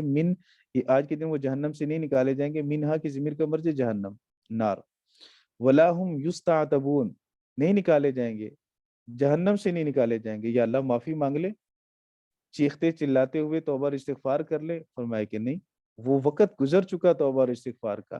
وہ وقت دنیا تھا، دنیا میں معافی مانگتے، ایک بار بھی کہتے میری اللہ مجھے معاف کر دے، یہ دل سے جملہ نکلتا تو عرش الہی تک پہنچتا اور اللہ رب العزت کی رحمت جوش میں آتی، اسے معاف کر دیتی۔ لیکن آج جتنی بھی چیخیں چلائیں، آج لاکھ بار بھی معافی مانگیں گے، ایک جرم بھی معاف نہیں ہوگا۔ یہاں لاکھ جرم کر کے بھی ایک معافی مانگ لو، اللہ معاف کر دے گا۔ اس لیے ولا ہم یستعتبون، منانا چاہیں گے وہ منانا، نہ ہی وہ منانا چاہیں گے، نہیں اس کا نہ ہی ان کی توبہ قبول کی جائے گی، یہ ترجمہ زیادہ مناسب رہے گا۔ کہ بعض نے اس کا ترجمہ کیا کہ ان کی خفگی دور نہیں کی جائے گی، تو نہ ہی ان سے اللہ رب العزت کی جو ان پر ناراضگی ہے وہ دور کی جائے گی، نہ ہی ان کی توبہ قبول کی جائے گی۔ یستعتبون کا معنی یہ کر لیں کہ ان کی توبہ قبول نہیں کی جائے گی۔ یہ تو مشرکین کا ذکر تھا، جنہوں نے اللہ رب العزت کی تعریف کو نہ سمجھا، اللہ کی بڑائی کو نہ سمجھا، اللہ کی کبریائی کو نہ سمجھا۔ پھر اللہ رب العزت نے فرمایا فَلِلَّهِ الْحَمْدُ رَبِّ السَّمَاوَاتِ وَرَبِّ الْأَرْضِ، یہ زمین و آسمان تو میرے اللہ کی توحید پر دلیل ہے، اس لیے اللہ نے فرمایا اللہ ہی کے لیے تمام تعریفیں ہیں، جو آسمانوں کا رب، جو زمینوں کا رب، رب العالمین، تمام جہانوں کو پالنے والا ہے۔ تو یہ اللہ رب العزت نے، ابھی پیچھے ہم توحید کی دلیل پڑھ چکے، تو توحید میں بھی اللہ تعالیٰ نے یہی بات ارشاد فرمائی، آسمان اور زمینوں کا رب ہے، اور تم تعریف نہیں کرتے ہو تو نہ کرو۔ آسمان اللہ کی تعریف کرتا ہے، زمین اللہ کی تعریف کرتی ہے، سارا جہان اللہ کی تعریف کرتا ہے، جہان میں ساری تعریفیں ہیں ہی اللہ رب العزت کے لیے۔ اگر کوئی انسان اپنی زبان اللہ کی تعریف میں نہیں ہلائے گا تو اپنا نقصان کرے گا۔ اللہ رب العزت کے لیے تو تعریفیں ہیں۔ وَلَهُ الْكِبْرِيَاءُ فِي السَّمَاوَاتِ وَالْأَرْضِ، اے انسان تو نے تکبر کیا، اللہ کی توحید کو قبول نہ کیا، یاد رکھ تکبر تجھے زیب نہیں دیتا، تو تکبر کرے گا جہنم میں گرے گا۔ کیوں؟ اس لیے کہ کبریائی تو اللہ کے لیے ہے۔ وَلَهُ الْكِبْرِيَاءُ فِي السَّمَاوَاتِ وَالْأَرْضِ، اس ہی کے لیے، یہ لہو مقدم ہوا تو حسر والا معنی آ گیا، اس ہی کے لیے کبریائی ہے۔ کبریائی اللہ کی چادر ہے، جو اس کو پھاڑنے کی کوشش کرے گا اللہ اسے جہنم میں ڈالے گا۔ جس کے دل میں ایک رائی کے دانہ کے برابر بھی تکبر ہوگا جنت میں نہیں جائے گا۔ من تکبر وضعہ اللہ، جو تکبر کرے گا اللہ اسے ذلیل و رسوا کر دے گا۔ وَلَهُ الْكِبْرِيَاءُ فِي السَّمَاوَاتِ وَالْأَرْضِ، کیونکہ کبریائی اسی کی شان کو زیب دیتی ہے، اسی کی ذات کے لائق ہے۔ وَهُوَ الْعَزِيزُ الْحَكِيمُ، کیوں؟ وہ غالب بھی ہے، حکمت والا بھی ہے، دانا بھی ہے۔ وَهُوَ الْعَزِيزُ الْحَكِيمُ، اللہ رب العزت ہم سب کو اللہ کی تعریف کرنے کی اور اللہ رب العزت کی بڑائی کو سمجھنے کی، اللہ کی توحید کو سمجھنے کی توفیق عطا فرمائے۔ آمین آمین آمین۔ جی حضرت دوستو، بھائی بزرگ، تھوڑا سا ٹائم زیادہ آمین۔ لگ گیا۔ حضرت مبارک ہو، آہستہ آہستہ۔ آپ کو بھی اور تمام ساتھیوں دوستوں کو بھی مبارک ہو کہ اللہ کے کرم و فضل سے ہمارا سلیبس مکمل ہو گیا۔ جی جی، الحمدللہ الحمدللہ۔ اللہ قبول بھی فرمائے اور اللہ تعالیٰ آمین ہماری بخشش کا ذریعہ بھی بنائے اس کو۔ جس میں آمین یہ آپ نے پڑھا آمین اللہ رب العزت اس محبت کو قبول کر کے اس کا پورا پورا صلہ دے دنیا میں بھی آخرت میں بھی. آمین آمین آمین.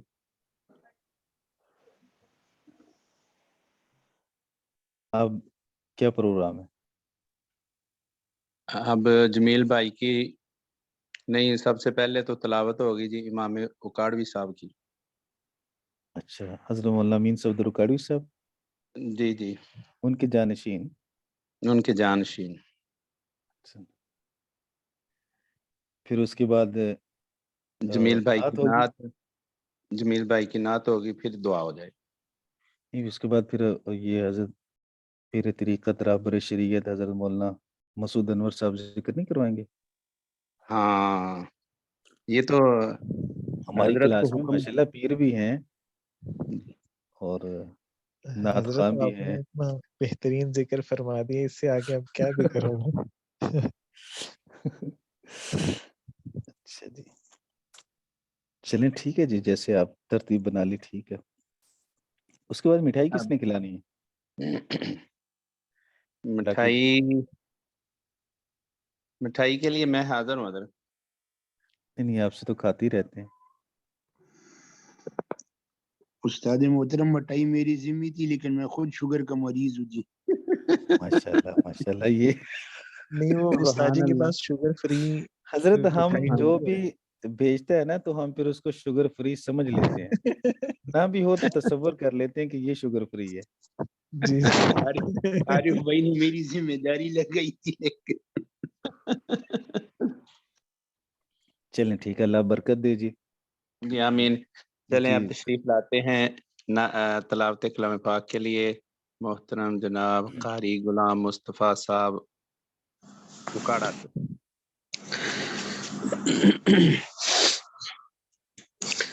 أعوذ بالله من الشيطان الرجيم.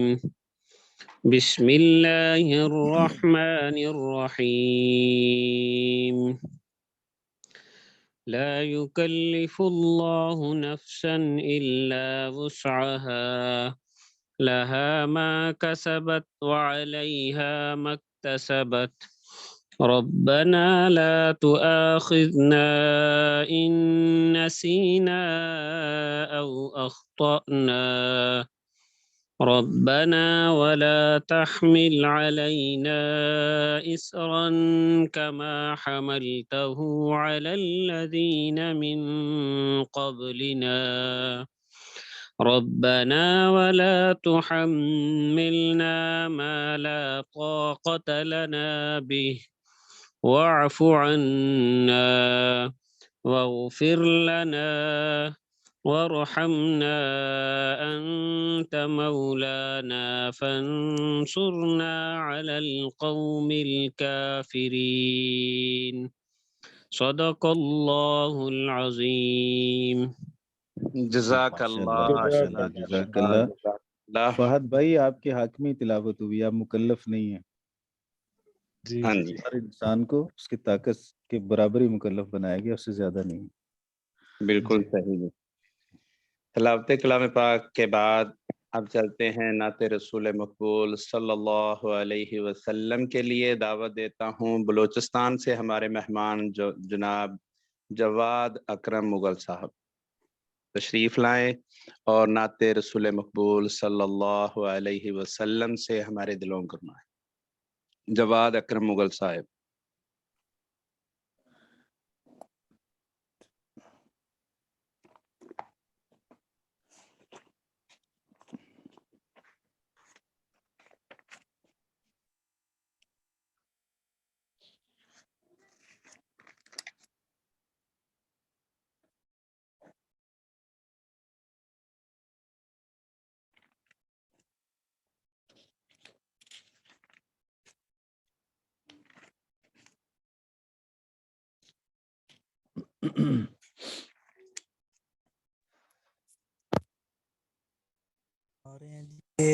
وہ مائک نہیں ہے، کمپیوٹر سے کلاس اٹینڈ کر رہے ہیں جی تو مائک نہیں ہے. چلیں، مائک نہ ہونے کی وجہ سے ہم نے ارادہ کیا کہ اپنا نعت خواں جو بدل لیا جائے. تو اب بلوچستان کی بجائے پشاور سے ہمارے نعت خواں محترم جناب ڈاکٹر جمیل کفایت اللہ بھائی صاحب تشریف لاتے ہیں اور نعت رسول مقبول صلی اللہ علیہ وسلم ہم سب کو سنائیں۔ درود شریف پڑھیں۔ اللہم صلی علی اللهم صل على محمد وبارک وسلم صلی اللہ علیہ جہاں روزے پاک خیر الورا ہے، وہ جنت نہیں ہے تو پھر اور کیا ہے۔ سبحان اللہ۔ جہاں روزے پاک خیر الورا ہے، وہ جنت نہیں ہے تو پھر اور کیا ہے۔ کہاں میں کہاں یہ مدینے کی گلیاں، یہ قسمت نہیں ہے تو پھر اور کیا ہے۔ کہاں میں کہاں یہ مدینے کی گلیاں، یہ قسمت نہیں ہے تو پھر اور کیا ہے۔ محمد کی عظمت کو کیا پوچھتے ہو کہ وہ صاحب قوم قوسین ٹھہرے۔ محمد کی عظمت کو کیا پوچھتے ہو کہ وہ صاحب قوم قوسین ٹھہرے۔ سبحان اللہ۔ بشر کی سرے عرش مہمان نوازی، اللہ اکبر۔ یہ عظمت نہیں ہے تو پھر اور کیا ہے۔ بشر کی سرے عرش مہمان نوازی، یہ عظمت نہیں ہے تو پھر اور کیا ہے۔ جو آسی کو دامن میں اپنی چھپا لے، جو دشمن کو بھی زخم کھا کر دعا دے۔ اللہ جو اکبر۔ آسی کو دامن میں اپنی چھپا لے، جو دشمن کو بھی زخم کھا کر دعا دے۔ اسے اور کیا نام دے گا زمانہ، وہ رحمت نہیں ہے تو پھر اور کیا ہے۔ اسے اور کیا نام دے گا زمانہ، وہ رحمت نہیں ہے تو پھر اور کیا ہے۔ شفاعت قیامت کتاب نہیں ہے، یہ چشمہ تو روزے اول سے ہے جاری۔ شفاعت قیامت کتاب نہیں ہے، یہ چشمہ تو روزے اول سے ہے جاری۔ خطا کار بندو پہ لطف مسلسل، شفاعت نہیں ہے تو پھر اور کیا ہے۔ خطا کار بندو پہ لطف مسلسل، شفاعت نہیں ہے تو پھر اور کیا ہے۔ قیامت کا ایک دن معین ہے لیکن ہمارے لیے ہر نفس ہے قیامت۔ کیا قیامت کا ایک دن معین ہے لیکن ہمارے لیے ہر نفس ہے قیامت۔ مدینے سے ہم جانثاروں کی دوری، قیامت نہیں ہے تو پھر اور کیا ہے۔ اللہ مدینے اکبر۔ سے ہم جانثاروں کی دوری، قیامت نہیں ہے تو پھر اور کیا ہے۔ تم اقبال یہ نعت کہہ تو رہے ہو، مگر یہ بھی سوچا کہ کیا کہہ رہے ہو۔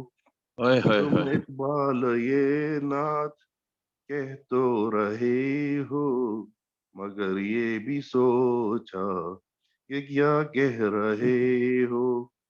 कहा तुम, कहा मद है ममदूह, यज़्ना से जुर्रत नहीं तो फिर और क्या है। कहा अल्लाह तुम, कहा मद है ममदूह है या यज़दा, ये जुर्रत नहीं है तो फिर और क्या है। जहाँ रोज़ाए पाक खैरुल वरा है, वो जन्नत नहीं है तो फिर और क्या है।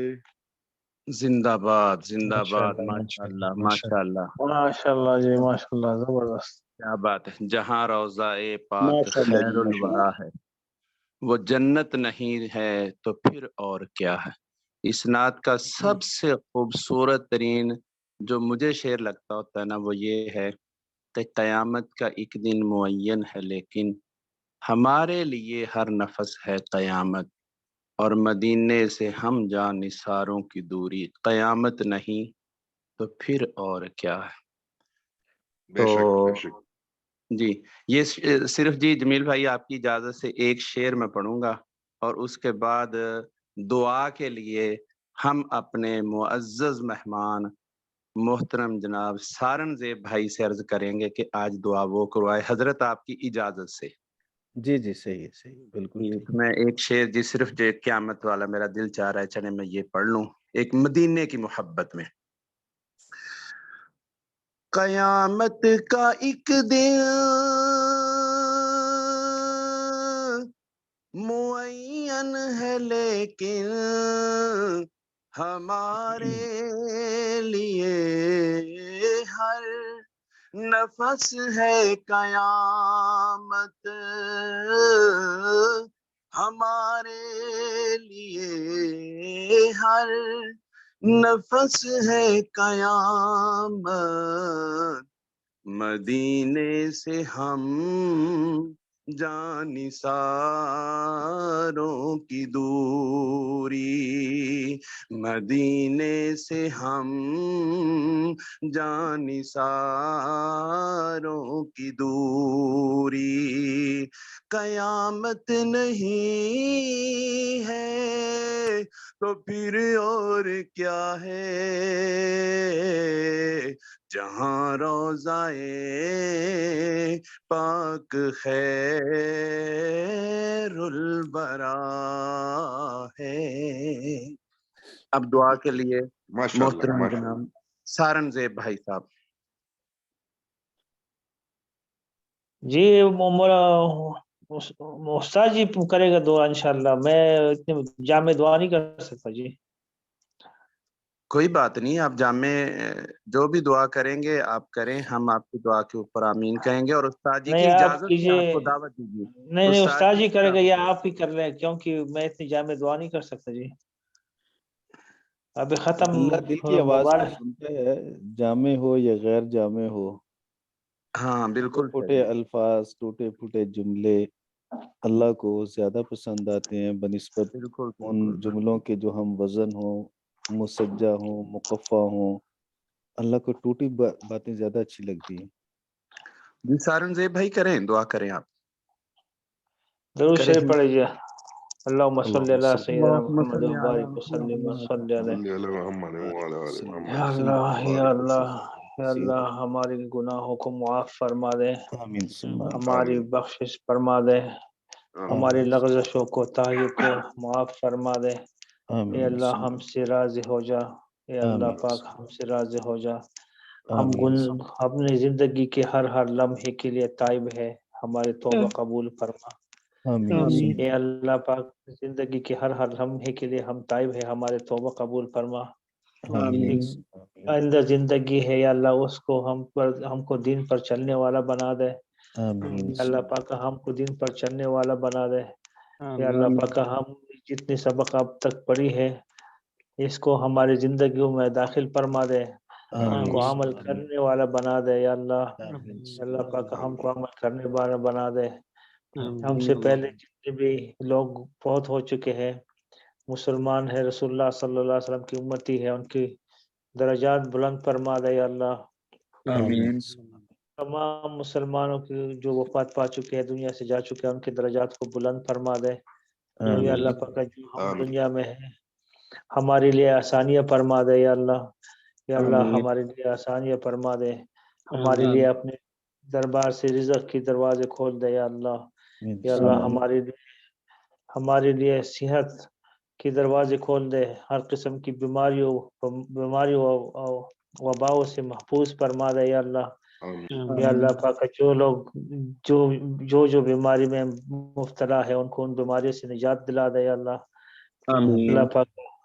جو بھی حاضرین ہے اور جن کی جو شرعی حاجات ہے یا اللہ پاک، اپنے غیب کے خزانوں سے پورا فرما دے یا اللہ، یا اللہ پاک۔ ہم سے راضی ہو جا، ہمیشہ کے لیے راضی ہو جا، ایسا راضی ہو جا کہ پھر ہم سے کبھی ناراض نہ ہو یا اللہ، یا اللہ ہمارے لیے آخرت کے سارے راستے آسان فرما دے یا اللہ پاک۔ ہم کو عذاب قبر کی مشکلات سے آسانی فرما دے ہمارے لیے یا اللہ پاک۔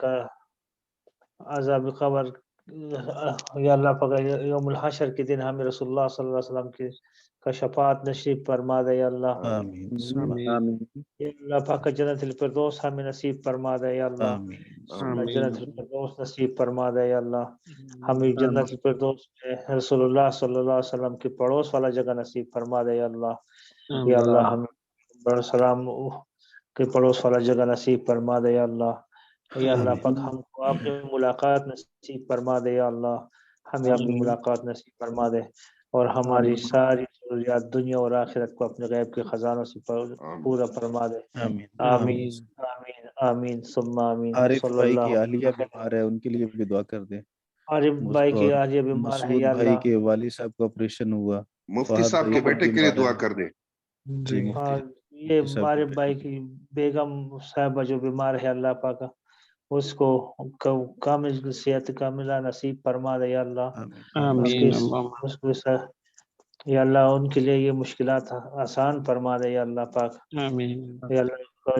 مسعود صاحب کی والد صاحب نے جو آپریشن کیا اس کو صحت کاملہ نصیب فرما دے یا رب العالمین، یا اللہ پاک۔ ان کی بھی ساری مشکلات کو حل فرما دے مفتی صاحب اپنے کے بیٹے کے لیے دعا کر دیں۔ مفتی صاحب کے بیٹے کو اللہ تعالیٰ پاک لمبی زندگی دے دے، ان کو ایک نیک اور بعمل انسان بڑا کر کے اللہ تعالیٰ پاک دے دے یا اللہ پاک۔ ان کی بھی ساری مشکلات کو حل فرما دے یا اللہ پاک۔ جن جن کی بھی جو شرعی حاجات ہیں اپنے دربار سے یا اللہ پاک قبول فرما دے، ہم پر رحم فرما دے یا اللہ، ہم پر رحم فرما دے، ہمیشہ کے لیے راضی ہو جا۔ ارنگزیب بھائی کے لیے اولاد کی دعا کر دیں۔ جی جی، اور مجھے بھی اللہ پاک اور نیک اولاد نصیب فرما دے یا اللہ پاک۔ یا اللہ پاک اب ہم سے راضی ہو جا، ہمیشہ کے لیے راضی ہو جا۔ آمین ثم آمین۔ صلی اللہ تعالی علی خیر خلق و نور عرش محمد و آلہ و اصحابہ اجمعین برحمتک یا ارحم الراحمین۔ جزاکم اللہ خیر۔ جزاک اللہ، جزاک اللہ، بہت شکریہ، جزاک اللہ اللہ۔ قبول فرمائے۔ اللہ قبول فرمائے۔